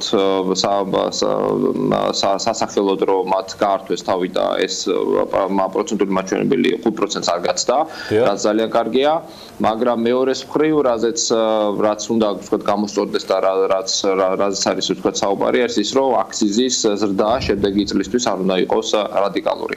და ამის მოლოდინი ნახეთ ჩვენ ორთავენ ვიცით რომ საჯარო სამსახური რა დონეზეც არ უნდა იყოს მობილიზებული თუ ისეთი დისბალანსი იქნება დაბეგვრაში და ეკონომიკური კატეგორიები ამ შემთხვევაში თუ დაუპირისპირდება აი ამ რა დავარქვა ადმინისტრაციულ რესურსს მოდი პირდაპირ ესე ვიტყვი ეს სხვადასხვა წონითი კატეგორიაა და ის მიღწევები რომელიც თქვენ აღნიშნეთ სომხეთთან დაკავშირებით რაც გასწიეს ჩვენმა ფისკალურმა სამსახურებმა შეიძლება უბრალოდ ვეღარ შეძლონ იმიტომ რომ ეს უბრალოდ გადასწონის ისე რომ აი ამ მე უკვე ტალღასავი წამოვა და ისეთი ცუნამი რომელსაც ვერ შეაჩერებს თუ გინდა გააოთხმაგონ პირადი შემადგენლობა აბსოლუტურად მართალი ხარ გიორგი, აბსოლუტურად გეთანხმები, ისეთი ქვეყნები როგორიც არის მაგალითად თუნდაც დიდი ბრიტანეთი, რომელიც კუნძულია, წყალია გარშემო აი ამ ტერიტორიის გარშემო, ისინი ვერ აკონტროლებენ, ვთქვათ, არალეგალურ ვაჭრობას დახვედრით წილი 17%-დან 20%-მდე დღესდღეობით და ის რესურსები რაც მათ აქვთ, ისინი ვერ აკონტროლებენ. დავისთავოთ, მე დარწმუნებული ვარ, რომ თვითონ შიგნით ფინანსის სამინისტროს შემოსავლის სამსახურში ამის შესახებ მსჯელობენ და ამას უკავშირდება ასევე რა თქმა უნდა შემცირება ამ ნაწილსაც უკავშირდება შემცირება ზუსტად დაგეგმილი აქციზიდან დაგეგმილი შემოსავლების შემოსულობები შემდეგი წლისათვის. ერთი ნაწილი, პირველი ნაწილი რა თქმა უნდა ის რომ უნდა მოხდეს გათამამრება და ამაზე შეთანხმება უკვე არის და იმედია რომ არაფერი არ შეიცვლება ამ კუთხით და მალე მოხდება გათამამრება და მეორე ნაწილი აი რა თქმა უნდა ზუსტად აი ამ პოლიტიკას უკავშირდება რომ რა თქმა უნდა სადა რაღაც ეტაპამდე რესურსი გვაქვს იმისი რომ შევარჩევოთ, მაგრამ რესურსი არც ერთ ვთქვათ განვითარებულ და მაღალ განვითარებულ ქვეყანას არ აქვს და აქედან გამომდინარე ალბათ ამასაც უკავშირდება რომ შემდეგ წელს აქციზი და შემდეგ წლისთვის აქციზი და თუ მოხდება უნდა მოხდეს აბსოლუტურად ვთქვათ ზომიერ ძალიან ვთქვათ ზომიერ ფარგლებში ისე რომ ის არ უნდა განმეორდეს რაც მოხდა რომ 50%-ით აქციზის ვთქვათ რადიკალური ზრდა 17 წლიდან. მოლოდინები ამ ვთქვათ ზრდასთან დაკავშირებით როგორი გაქვთ თუ არის წინასწარ ინფორმაცია და ახლობთ რამდენიც შეიძლება გაიზარდოს? სამწუხაროდ ესეთი წინასწარ ინფორმაცია არ არის. მოლოდინი არ გვაქვს რომ აქციზი რადიკალურად გაიზრდება და იმედია რომ თვითონ მოლოდინი შიგნითაც არ არის ამისი რომ ამას გააკეთებენ, რადგან ეს საერთო საქმეს როგორც ვთქვათ ბიზნეს ასევე თავისთავად ბიუჯეტს არტყავს, მაგრამ მე არ ფიქრობ რომ ვთქვათ რაიმე რადიკალურ ზრდაზე არის საუბარი. სამწუხაროდ კონკრეტულ ციფრს ვერ დავასახელებ. ჩვენ კერძო სექტორში ვართ და არც გვაქვს მაგისი ამ შემთხვევაში. ოღონდ ერთადერთი რაც დათქმას გავაკეთებდი ზვიადის ნათქვამთან ეს არამხოლოდ არ უნდა იყოს დრამატული ზრდა, მე მგონია რომ ინდუსტრიამ უნდა იცოდეს დროში გაწერილად ის შესაძლო ცვლილება, რათა ელემენტარულად გადააწყოს ბიუჯეტები, რომელიც ამ დროისთვის უკვე კარგახანია ამ კომპანიებს დამტკიცებული აქვთ, რადგან ესენი სრულად განსხვავებული თამაშის წესებით და აღრიცხვის წესებით მოქმედებენ. აბსოლუტურად გეთანხმები გიორგი, ერთ სიტყვას ვიტყვი რომ ძალიან კარგი რა ვთქვი, აქ ჩვენ უნდა გქონდეს განჭრეტადობა და ბიზნესში ჭირდება განჭრეტადობა. აქ რაც გვაკლია სახელმწიფოს მხრიდან და ფინანსის სამინისტროს მხრიდან არის ვთქვათ ეგრეთ წოდებული roadmap-ი, ანუ გზამკვლევი მინიმუმ 3 წელიწადზე რომ ჩვენ მაინც ვიცოდეთ შემდეგი 3 წლის განმავლობაში როგორ გაიზრდება აქციზი თუ გაიზრდება. ამიტომ ამ მხრივ მიდის მუშაობა იგივე დანარჩენ ყველა ქვეყანას, იგივე მოლდოვას, რეგიონს ხარავ, მოლდოვას, სომხეთს, აღარ ვლაპარაკობ სხვა ქვეყნებს, უკვე ცალკე გაწერილია 3-4 წელიწადზე და ამიტომ მოლოდინი არის რომ იგივე გაკეთება. კარგი, ზვიად ჩამოსვლისთანავე როგორც კი და თუ გამოგვივიდა წლის ბოლომდე აუცილებლად უნდა შევაჯამოთ შედეგები ფელიციო ფერაზისთან, პირადად თქვენ გელოდებით სტუდიაში. BAT-ის ხმა ჩვენ გსურს რომ ისმოდეს მნიშვნელოვანი მოთამაშე და ერთ-ერთი გლობალური მოთამაშე, რომელიც საქართველოს ბაზარზეა წარმატებული ვიზიტი. 2019 იქნება თამბაქ. მადლობა ზვიად. 2019 ნამდვილად საინტერესო იქნება თამბაქოს ბიზნესისთვის, იმიტომ რომ ისინი ფაქტობრივად მთელი ამ დროის განმავლობაში ემზადებოდნენ იგივე შეფუთვასთან და სხვა რეგულაციებთან დაკავშირებით.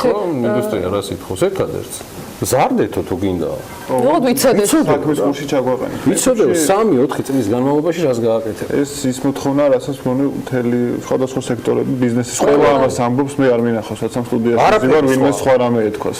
სადგინა გადავიხდით ვისუხარია ეს ამბავი, მაგრამ ინდუსტრიის მნიშვნელოვანი წარმომადგენლები ამბობენ, უბრალოდ ვიცოდეთ თამაშის წესები, თქვენ თუ ამას გეგმავთ და ნუ იქნება ეს უცხოთ მეხივით ჩამოვარდნა.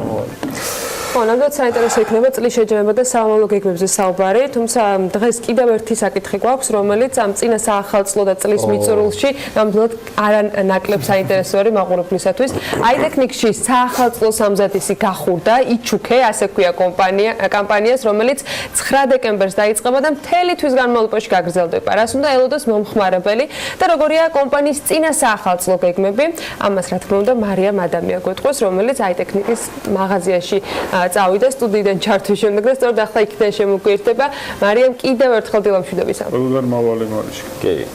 ანა, კიდევ ერთხელ დილამშვიდობისა, ჩვენ ვიმყოფებით როგორც შენახსენე, კომპანია Apple-ის ოფიციალურ წარმომადგენელ კომპანიაში აიტექნიკში, რომელიც უკვე წინა საახალწლო კამპანიას იწყებს, იჩუქე ასე ეწოდება კამპანიას, რომლის ფარგლებშიც ნებისმიერ აიტექნიკის ფილიალში შეუძლია მოვიდეს მომხმარებელი და გადაცვალოს ძველი ნივთი ახლით. არ აქვს მნიშვნელობა ნივთი და თუ აქსესუარი იქნება დაზიანებული თუ გატეხილი, მას უფასოდ გადაუცვლიან აქ. გარდა ამისა, წინა საახალწლო საჩუქრებით საკმაოდ მრავალფეროვანი არის და გათამაშდება ყოველ კვირა დღეს, დაიწყება 9 დეკემბრიდან და ყოველ კვირა დღეს თვის ბოლომდე გაჩუქდება ახალი ნივთი. უფრო დეტალურად თუ რას გულისხმობს წინა საახალწლო აქცია და რა საჩუქრები თამაშდება კომპანიაში, უშუალოდ კომპანიის წარმომადგენლები გვეტყვიან, ოთო მღებრიშვილი და მარიამ პიკნაველიძე გვიერთდება პირდაპირ ეთერში. მარიამ, ოთო, დილამშვიდობისა.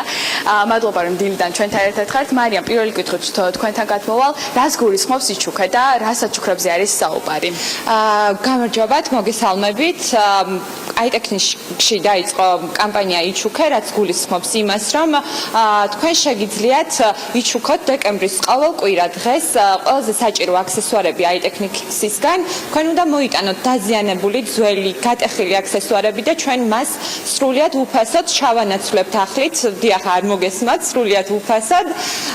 ჩვენ გელოდებით დეკემბრის ყოველ კვირა დღეს და თუ როგორ უნდა იჩუქოთ ეს ყველაზე საჭირო აქსესუარები, შეგიძლიათ ეწვიოთ ჩვენს Facebook გვერდს და მიიღოთ დეტალური ინფორმაცია. რაც შეეხება გარდა წინა საახალწლო აქციებისა, ოთო, კიდევ რა სიურპრიზებს და საჩუქრებს პირდაპირ მომხმარებლებს აიტექნიკის მაღაზიაში? მოგესალმებით, მომაყურებლებო, აიტექნიკსმა უკვე დაიწყო წინა საახალწლო ასე ვთქვათ კამპანია, როგორც მარიამ აღნიშნა, იჩუქე ეს არის პირველი ეტაპი, ასე რომ ვთქვათ. ამის გარდა აიტექნიკსი მთელი თვის განმავლობაში წინა საახალწლოს შემოგთავაზებთ სპეციალურ ფასებს Apple-ის ტექნიკაზე. მაგალითად, დღესდღეობით ყველაზე აქტუალური მოდელზე iPhone X არის 2745 ლარი, ასე ვთვლი, რომ არის ძალიან საინტერესო. ჩვენი მომხმარებლები ამიტომ აუცილებლად უნდა იჩქარონ, იმიტომ რომ მთელი თვის განმავლობაში iPhone-ზე, iPad-ზე, Mac-ზე ყველა პროდუქციაზე იქნება სპეციალური ფასები და ფასდაკლებები. ასე რომ აუცილებლად უნდა იჩქაროთ და შევახსენოთ მარიამ კიდევ ერთხელ, სად მდებარეობს აიტექნიკის მაღაზიები თბილისის ან მის ფარგლებს გარეთ. დიახ, შეგახსენებთ მისამართებსაც, ეს გახლავთ ჭავჭავაძის 34 ნომერი, ჭავჭავაძის 19, პეკინის 11, ქავთარაძის 1 და ბათუმი გორგილაძის 29 ნომერი. ასე რომ იჩქარეთ, ძალიან საინტერესო და საჭირო საჩუქრები თამაშდება აიტექნიკის ყველა ფილიალებში და ჩაერთეთ აქციაში სახელწოდებით იჩუქე. სანამ ჯვარი გწერია და ამას კიდევ მარიამ ადამიანს არჩევნები მოუბრუნებია და წინა საახალწლოს მაგივრად ისევ წინა საარჩევნოდ გადაგვიწყვით სამზადისი მარკეტინგული გეგმა რომელიც დადგება იქეთ. ხო, რაღაცა ესეთი წინა საარჩევნო. მე ეჭვმა ხო მარიამ უკვე ფიქრობდა იმაზე, რომელი აქსესუარის, რომელიმე გაფუჭებული აქსესუარი ხო არ ქონდა, რა უნდა შეეცვალა და გამოვიდა. ან გამოვიდა. და ახალი მინდა ამბავი და შესაძლებლად უბრალოდ წამოსწენა იყო, მაგრამ ეს მხოლოდ წინა საახალწლო პერიოდი არის და ჩვეულებრივი სიურპრიზები გლოვდება ძალიან ბევრი კომპანიისაგან, რომელსაც რა თქმა უნდა საქმიანი დილის ეთერში სიამოვნებით გაგიზიარებთ. ჩვენ ახლა ცოტა რატო? ან მოკლე პაუზაა იდეაში, სარეკლამო პაუზაზე გავდივართ, პირველს და BMG შემოსავლები სჭირდება და ვაგრძელებთ ტრადიციულ რუბრიკას, რომელსაც წლის ბოლოსთვის განსაკუთრებული დატვირთვა აქვს, როცა ბიზნეს ლიდერები BMG სტუდიაში იყრიან თავს, აფასებენ მიმდინარე მოვლენებს წლისა და შესაბამისად საუბრობენ გეგმებზე. უმსხვილესი საქართველოს ბიზნეს ასოციაციის აღმასრულებელი დირექტორი ირაკლი ასლანიშვილი სულ რამდენიმე წუთში საქმიანი დილის პირდაპირ ეთერში დაგვეუბნეთ. ამინდის პროგნოზის სპონსორია SEU დეველოპმენტი.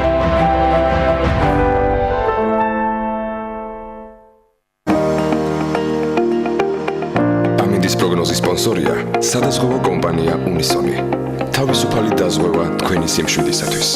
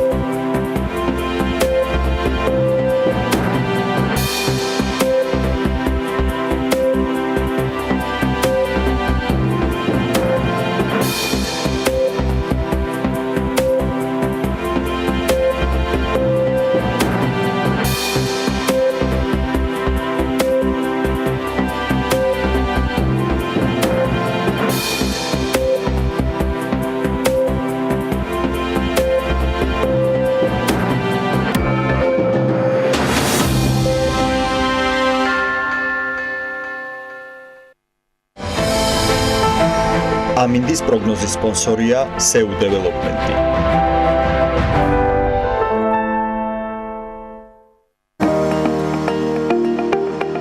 ამინდის პროგნოზის სპონსორია სადაზღვევო კომპანია უნისონი.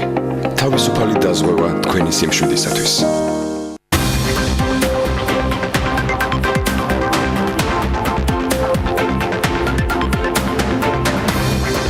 რეიტინგების სამთავრობო ცვლილებები და თავად მთავრობის სამინისტროების ზომის შემცირება რეგულაციები თამბაქოს ინდუსტრიისთვის, სათამაშო ბიზნესისათვის, საფინანსო სექტორისათვის, სიახლეების სადაზღვევო ინდუსტრიაში და ამავე ინდუსტრიის უპასუხო და უცვლელი მოთხოვნა. საინტერესო 2018 იწურება და ბიზნესთან დაკავშირებული ავკარგიანობის ამბების სრულად ჩამოთვლას უბრალოდ ვერ გავწვდებით, თუმცა ვეცდებით სტუმართან ერთად შევაჯამოთ წელი.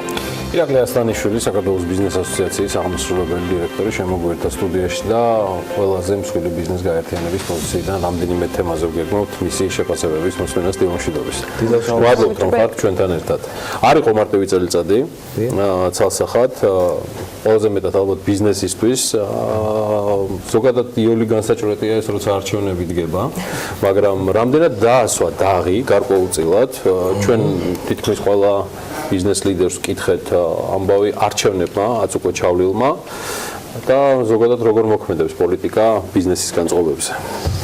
ხო, პირველ რიგში ვიტყვი რომ ზოგადად ეს დამახასიათებელია ალბათ არჩევნები და ნებისმიერი ტიპის ესეთი პოლიტიკური აქტივობა, როცა არის აქტიურ ფაზაში შესული.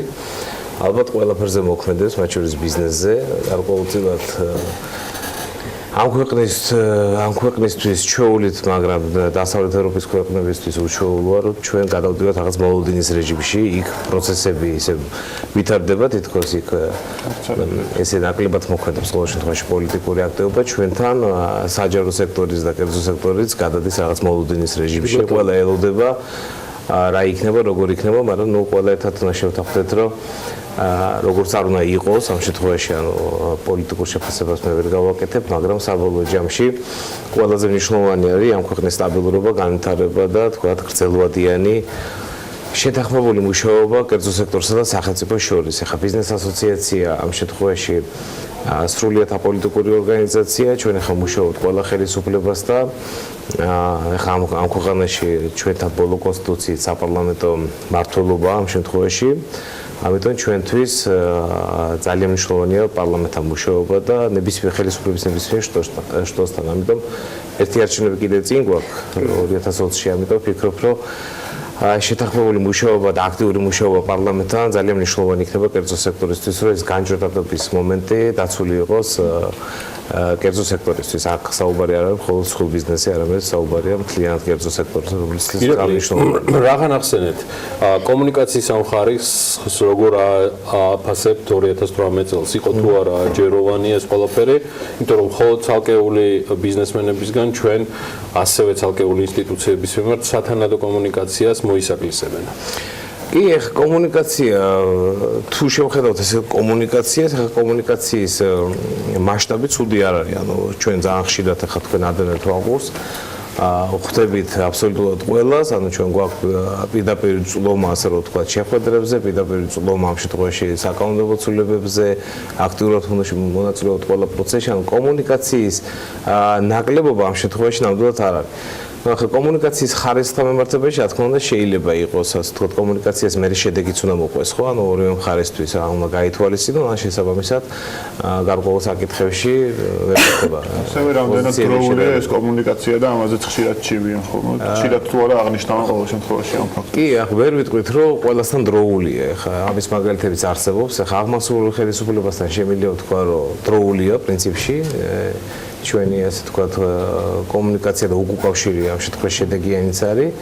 ეროვნულ ბანკთან მქონდა გარკვეულწილად ასე ვთქვათ მარტო ბიზნეს ასოციაციასთან არა, ალბათ საბანკო სექტორიც ხშირად ამბობდა ამას. კომუნიკაციის თქო ხარისხის ნაკლებობა, ვთქვათ არაჯეროვანი კომუნიკაცია. რამაც ალბათ ის შედეგიც დადო, რომ ვთქვათ მე ხდებოდა უკვე რაღაცა იმ ბოლო რეგულაციების გადადება, იმიტომ რომ პოზიციები ვერ თანხმდებოდა, ვერ ჯერდებოდა. დროც არ იყო საკმარისი ადაპტირებისთვის, ამიტომ გარკვეულწილად ეს პრობლემატიკა არსებობს. იყო შემთხვევები პარლამენტთან, რა თქმა უნდა, საკანონმდებლო კუთხითაც, სადაც გარკვეული ინიციატივები ისე დაჩქარებულად ხდებოდა, რომ ადაპტირების დროც არ არსებობდა ამისი, იყო თქვა აპელირება ევროასოცირების ხელშეკრულებიდან მომდინარე ვალდებულებებზე, თუმცა ეს არ იყო, ასე თქვა ნაჩქარი არ იყო აუცილებელი ამ რეგულაციების გატარება ესე სწრაფ რეჟიმში როგორც გატარდა. ერთს გავიხსენ მაგალითად ავანსების დაბეგვრა. ეგები რომელიც წესით უნდა ამუშავებული იყო მომდევნო წლიდან, მაგრამ ვიჩქარეთ, ასე თქვა, სახელმწიფო მიჩქარა და ამუშავა ეს მეთოდი, ასე თქვა, უკვე დაახლოებით წელიწად ნახევარზე მეტია. ამიტომ ეს ალბათ ცოცხალი პროცესია, სადაც ორივე მხარე უნდა გავიზარდოთ, მე ესე შევაფასებდი. და ყველა მხარე რაც მთავარია, ერთ ფილოსოფიაზე უნდა შევთანხმდეთ, როგორც კერძო სექტორი, ასევე აღმასრულებელი საპარლამენტო ხელისუფლება, რომ ამ ქვეყნისთვის მთავარი ფილოსოფია ამოცანის დასახვა, თუ რა უნდა ამ ქვეყანას აწერტილიდან ბეწერტილამდე როგორ უნდა წავიდეს, იდეა რა არის ამისი, შეთანხმებულები ვართ ზოგადად, რომ ეს ბიზნეს გარემო არის მნიშვნელოვანი, ამისთვის ბევრი ინიციატივა კეთდება, ხელისუფლება ანონსებს ამ ყველაფერს, მაგრამ ამას რა თქმა უნდა თანხმდარი ნაბიჯები ჭირდება და ალბათ ამის დროც მოვა, მაგრამ ახლა ზართული ამის ფორკასტი ახლა ეს და მთელი ის თემატიკა, რომელზეც ახლა დასაწყისში ვისაუბრეთ, რამდენად მოქმედებს და რამდენად მნიშვნელოვანი არის FDI-ის ზრდის შეფერხების ნაწილში. მონაცემები არ გვაკმაყოფილებს, მაგრამ რო არ გვაკმაყოფილებს, შეიძლება უკეთესიც არ იყოს ჩვენთვის დასაკმაყოფილებელი, ეს სხვა თემა არის. რეალურად ის საკითხები, რომელიც ადამიანებზე არის დამოკიდებული და არა დროზე, რომელიც ხშირ შემთხვევაში ბევრი საკითხის გამწყვეტი ხდება ხოლმე. რამდენად მოქმედებს სწორედ უცხოური ინვესტიციების ზრდის ნაწილზე. FDI-ს თუ შევხედავთ, საკმაოდ ასე თქვათ არ არის სახარბიელო სიტუაცია, მეორე მესამე კვარტალს თუ შევადარებთ, დაახლოებით მესამედიც კი არ არის, რაც დაახლოებით წინა წლებში ასე თქვათ იყო. თუ არ ვცდები 700 მილიონ დოლარამდეა ჯამურად აკუმულირებული, რაც ამ ქვეყანას შემოსულია პირდაპირ უცხოური ინვესტიცია, როცა შარშანდელი წელი იყო 1.9 მილიონი, ანუ ახლა შეგვიძლია თამამად ვთქვათ, რომ იმ ციფრზე საქართველოს ვერ გავა, ეს გამორიცხულია. აქ ალბათ ობიექტური მომენტებიც იყო და გარკვეული პროექტები გაჩერდა და ან დასრულდა იყო იმ საერთაშორისო რა თქმა უნდა BP იყო ერთი და ასე შემდეგ. თუმცა ეს ხო ასე ვთქვათ, განჭვირდადი იყო, რომ ეს პროექტი დასრულდებოდა. ხო, ანუ ყველა იცოდა, მათ შორის სახელმწიფო უწყებებმაც, რომ ეს პროექტი დასრულდებოდა და საჭირო იყო უფრო აქტიური მუშაობა, შესაბამისი ხარისხის გაუმჯობესება, ალბათ არ ვიცი, საერთაშორისო ვიზიტები, ხვედრები, რაც იყო წინა პერიოდში, მაგრამ როგორც ჩანს, არ აღმოჩნდა საკმარისი ეს მუშაობა. ახლა მთავრობის ეფექტურობას თუ ამ ნაწილში შევაფასებთ, ალბათ FDI-ის ნაწილში არ იყო ბოლომდე ესე თქვა ეფექტური.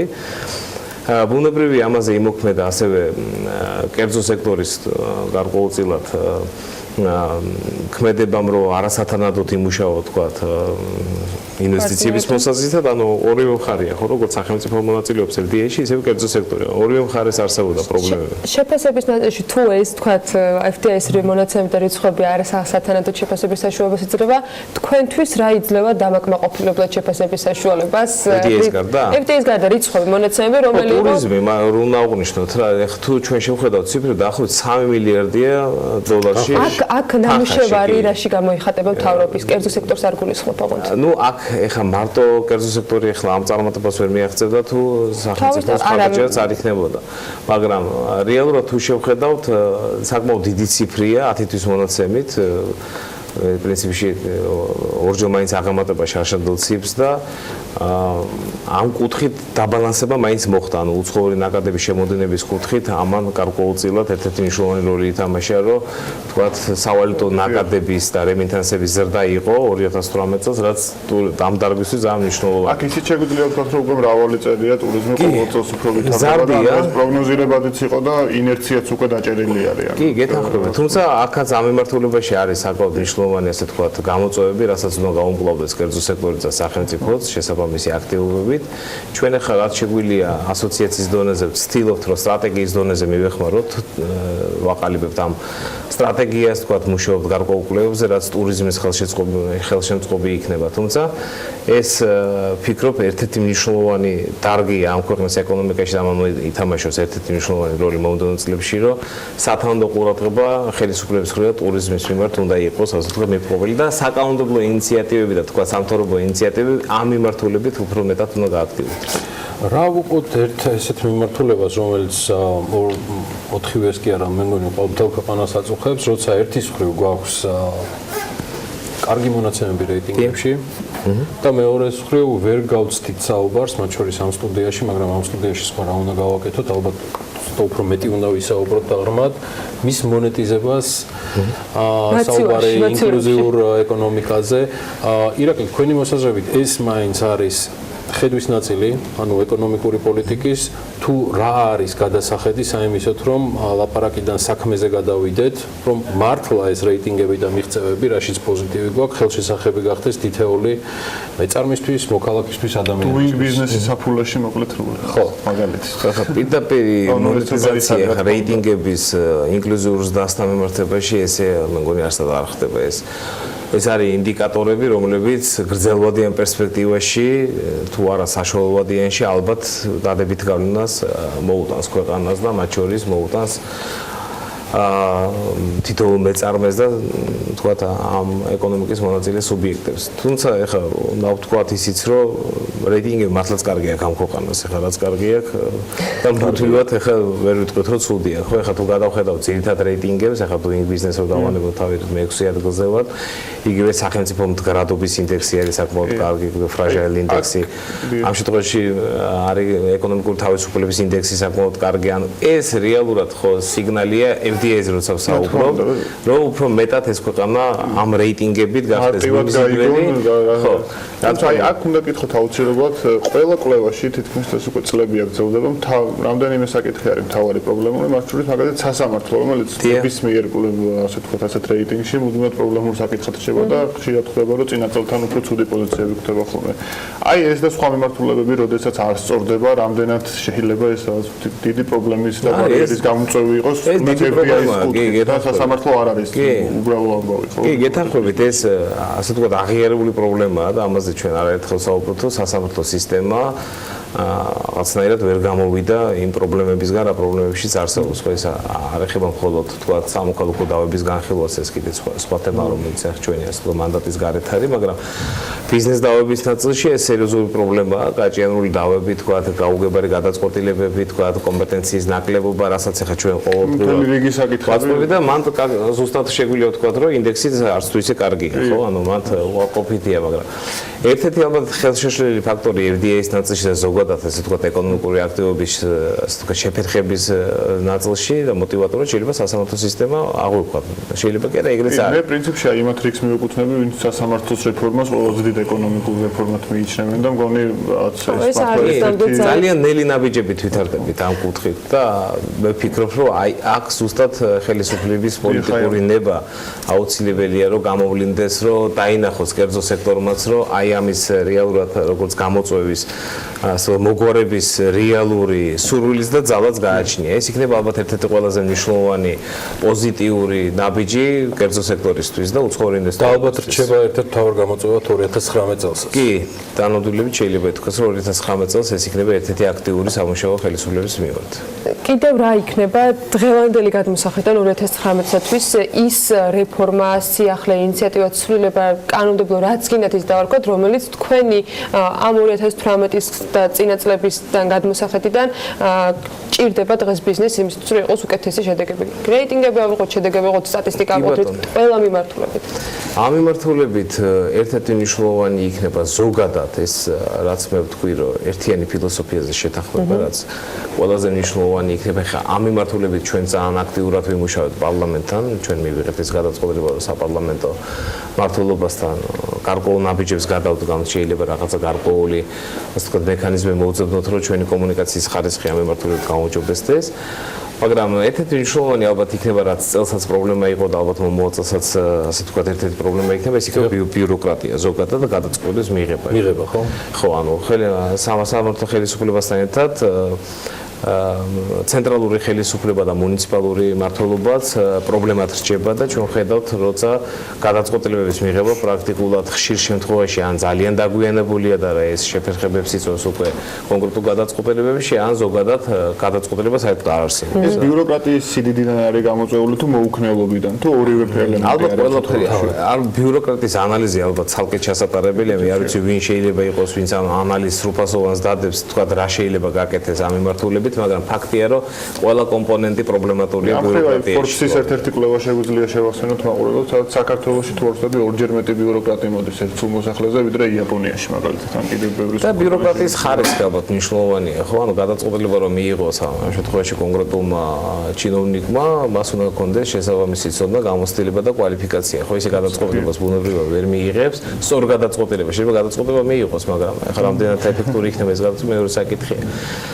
ესეც პრობლემატური საკითხია თუ შევხედავთ იმ ნაწილში, რომ კვალიფიციური კადრების ნაკლებობა ზოგადად ბიუროკრატიის ამ ნაწილში, იმიტომ რომ რეალურად ძალიან დაბალი ხელფასები უნდა ვთქვათ ესე. საჯარო სექტორში ზოგადად ესეც პრობლემაა, ჩამორჩენა და გეპი კერძო სექტორსა და საჯარო სექტორს საკმაოდ მაღალი, ესეც ასე ვთქვათ ერთ-ერთი გამოწვევა და ამ ხრივ ჩვენ პირიქით მივესალმებით, თუ კი სწორად მოხდება ამ ხელფასების გადახედვა და მართლაც რომ კვალიფიციური კადრების მიდინებას საჯარო სექტორში ხელი შეეწყობა და ეს საბოლოო ჯამში ქვეყანას გამოადგება, ხო?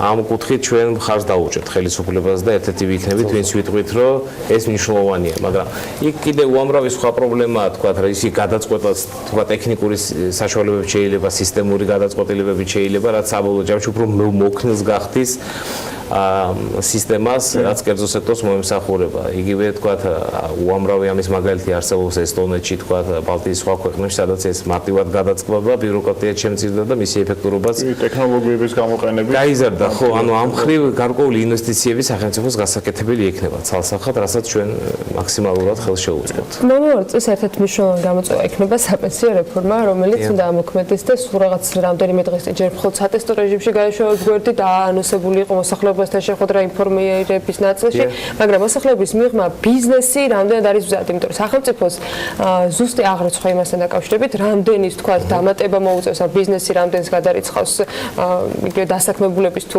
თავისი 2%-იანი დარამატით, ჯერ არ აქვს. თქვენს ასოციაციაში ბიზნესს რამდენად მძიმე ტვირთად წარმოუდგენია, აქვს თუ არა გათვლები უკვე გაკეთებული, დაახლოებით რა დამატებითი თანხის გადახდა მოუწევთ? კი ამობენ რომ არის გადასახადები, მაგრამ ფაქტია რომ ყველას გვიწევს რაღაც გადავიხადოთ და როგორ წარმოგიდგენიათ 2019 წელი ამ რეფორმასთან ერთად, რამდენად მარტივი იქნება ბიზნესისათვის? ხო, ну, აქ არაერთგვაროვანი შეფასებები მოვისმინეთ მთელ ამ პერიოდში, თქვა სხვადასხვა მხრიდან. ჩვენ მე ხარ PG-ის მაგალითზე შემიძლია გითხრათ, რომ უამრავი შეხვედრა გავუმართეთ შიგნით და აი ისეთი მსჯელობები ქონდა ძალიან აქტიური. ხა არავის რო არ უხარია, თქვათ, ზედმეტი ესე თქვათ, ტვირთის გადასახადი კლასიკური გარემოები შეიძლება არ იყოს, ამაზე დააობენ კიდევაც, რომ ეს ამდენ შეიძლება გახდეს საკონსტიტუციო სარჩელის თემა, მაგრამ ზოგადად ახლა ტვირთის ნაწილში კი, მაგრამ ამას ახლა PG-ის უმრავლესი წევრები უყურებენ როგორც თქვათ სოციალური პასუხისმგებლობის ნაწილს, რასაც და ირთის მხრივ ხო, რომ ამ მიმართულებით ნაბიჯი უნდა გადადგას, ხო? ჩვენ მეტნაკლებად თანხმდებით. ახლა ჩვენ კომიტეტი ჩავატარეთ, როცა ვერ თანხმდებით, შიგნით აზრი განსხვავებულია და ესეთი შემთხვევები ძალიან ბევრი გვაქვს. ჩვენ ესეთი ფორმატი გვაქვს კომიტეტი, პროფილური კომიტეტი, სადაც ვიწევთ ყველა წევრს და შემდეგ უკვე ხდება მანდატის მონიჭება, რომ ხარ დაუჭიროთ ამ ინიციატივას თუ არ დაუჭიროთ. ხო, პირველი მიმართულება ჩვენ ასოციაციაში არ აქვს ამ შემთხვევაში. ამიტომ ამ მიმართულებით ჩვენ მხარდაჭერა გამოვაცხადეთ. ახლა რაც შეეხება გათვლეს, ეს გათვლები ცალკეულ კომპანიების ჭრილში შეიძლება გაკეთებულია, თუმცა მე ეს სურათი არ ამაქვს. თუმცა კარგი შეკითხვაა, ალბათ გასაკეთებელი იქნება ზოგადად, რამდენად მნიშვნელოვანი კონტრიბუცია იქნება ეს კერძო სექტორის მხრიდან, თქვა დასაქმებულების მიმართ, მაგრამ საბოლოო ჯამში მე ამ რეფორმას პირადად ჩემი შეხედულება არის ესეთი, რომ მაინც გასაკეთებელს მივიჩნევ ამ ქვეყანაში რა. საბოლოო ჯამში რო შევხედოთ, ეხლა ამ საპენსიო რეფორმის ბევრი უარყოფითი, ასე ვთქვათ, მაგალითებიც არსებობს ქვეყნებში, მაგრამ არსებობს წარმატებული მაგალითებიც. ვერ შევხედავთ ეს სასახად ვერ ვიტყვით, რომ ეს ძალიან, ესე ვთქვათ, ნეგატიური რეფორმა იყოს. ხა ზოგადად თუ იმ თავით თუ აღიარებთ, რომ ეს იქნება წარუმატებელი რეფორმა, ну მაშინ ზოგადად უნდა გამოვიდეთ ყველაფერი ნებისმიერ, ასე ვთქვათ, რეგულაციის წინააღმდეგ, რაც ასევე მართებული არ იქნება, გონივრულ რეგულაციას გულისხმობს შემთხვევაში და გონირული, თქვათ, გადაწყვეტილებას, მაგრამ ამ რეფორმას დადებითი უფრო მეტი ექნება გრძელვადიანი ლარის დაფინანსების კუთხით, ეს შემიძლია სასახად ვთქვათ, რაც საბოლოო ჯამში ქვეყნის განვითარებისთვის გრძელვადენ პერიოდში იქნება სასარგებლო. რამდენად ჩანაცვლების კოეფიციენტი ამ რეფორმიდან საკმარისი იქნება თითოეულ მოქალაქეზე, ეს კიდე ცალკე სამშობლო თემა, ანუ ეგრეთ წოდებული replacement rate, მაგრამ მეორეს მხრივ ასეთ ვთქვათ ამ გარემოში სადაც ესეთი დემოგრაფიული მდგომარეობაცაა და დანაზოგების ძალიან სიმწირეა, დანაზოგების კუთხითაც სერიოზული პრობლემაა. უბრალოდ ერთს გაგიზიარებ, გვისაუბრია ამ თემაზე, მე მგონია რომ ხელისუფლებამ თავარი მოაკლო ამ რეფორმას, ეს არის მის მიმართ სანდოობის მაგაში გეთანხმები, კი. სანდოობის მაღალი ხარისხი, იმიტომ რომ სხვანაირად მგონია კომუნიკაცია ამ მიმართულებით იყო ნამდვილად არასაკმარისი და ეს ჩვენ არაერთხელ დავაფიქსირეთ, რომ ანუ ამის თქვა სოციალური კამპანიაც არ ყოფილა, ანუ ახსნა არ ყოფილა, რეგიონებში მით უმეტეს ამის შესახებ ინფორმაცია არ ყოფილა. ელფერი დაკრავდა ამასაც, რომ აი უცბად კი, გეთანხმებით, მაგალითად ჩვენმა მეზობელმა აი სასოფლეს თუ ავიღებთ, თუ არ ვწდები რაღაცა 5 თუ 6 წელი მოანდომა კამპანიას, რომ აი ეს რეფორმა რა შედეგს მოუტანს, თუმცა იქ ძალიან პრობლემები დამთავრდა საბოლოო ჯამში ეს რეფორმა ესეც ვიცით. ეხლა რაღაც მეორე ტალღა ამ რეფორმის, მაგრამ საბოლოო ჯამში ეს ძალიან თუ შევაფასებ სხვა პრობლემატიკასთან ერთად კომუნიკაციის ხარისხი იყო კანონმდებლობა როგორც ესეთი შემიძლია ვთქვა რაც ჩვენ ვნახეთ და რაც უკვე ინიცირებული კი არა და უკვე დამტკიცებული და პირველი ენდრენ შედის ნამდვილად არ არის ცუდი ანუ შეიცავს იმ დასავლურ გამოცდილებას რაც საუკეთესო ქვეყნებს აქვს კანონმდებლობის კუთხით ადმინისტრირებას რაც შეეხება ყველაზე მთავარი იქნება ალბათ ადმინისტრირება საპენსიო რეფორმის რაც სხვა მიმართულებებთან ერთად აუცილებლად ყურადსაღები იქნება რამდენად ეფექტური იქნება ადმინისტრირება და რამდენად სწორად მოხდება ამის თუმცა ეხლაც არის გარკვეული ასე ვთქვათ პრობლემები რაზეც ჩვენ ახლა ვხვდებით ფინანსთა სამინისტროს იგივე ვთქვათ საგადასახადო დაბეგვრის კუთხით არის გარკვეული გაუგებრობა მაგალითად ტექნიკური საკითხებია მაგრამ ნებისმიერი განაცემი ასე რომ ვთქვათ კომპანიის მხრიდან დასაბეგრია 2% თუ არ არის დასაბეგრი ანუ როგორ უნდა დაიბეგროს ანუ აი ესე ტექნიკური საკითხები კვლავ მოუგვარებელი არის თუმცა რაც კარგია რომ მუშაობთ მე მგონი შედეგიც უნდა გქონდეს თუ არ და საბოლოო ჯამში ხა იანვრიდანაც შესაძლებელი იქნება თქვა გარკვეულწილად ამის ადაპტირება რეალობის მხრივ. თუმცა დღეს 7 დეკემბერია. თუმცა დღეს 7 დეკემბერია გეთანხმებით ანუ და თემა არის ორი პოლიტიკურად დაპირისპირებული მათი ეკონომისტების და პარლამენტარების ჭიდილის არგუმენტების ამარა რაც ნუ ცალსახად აზიანებს ამ რეფორმას რომელსაც ცხადია ზოგადად მის განხორციელებაც ცალსახად ჩვენც უჭერთ ხარს.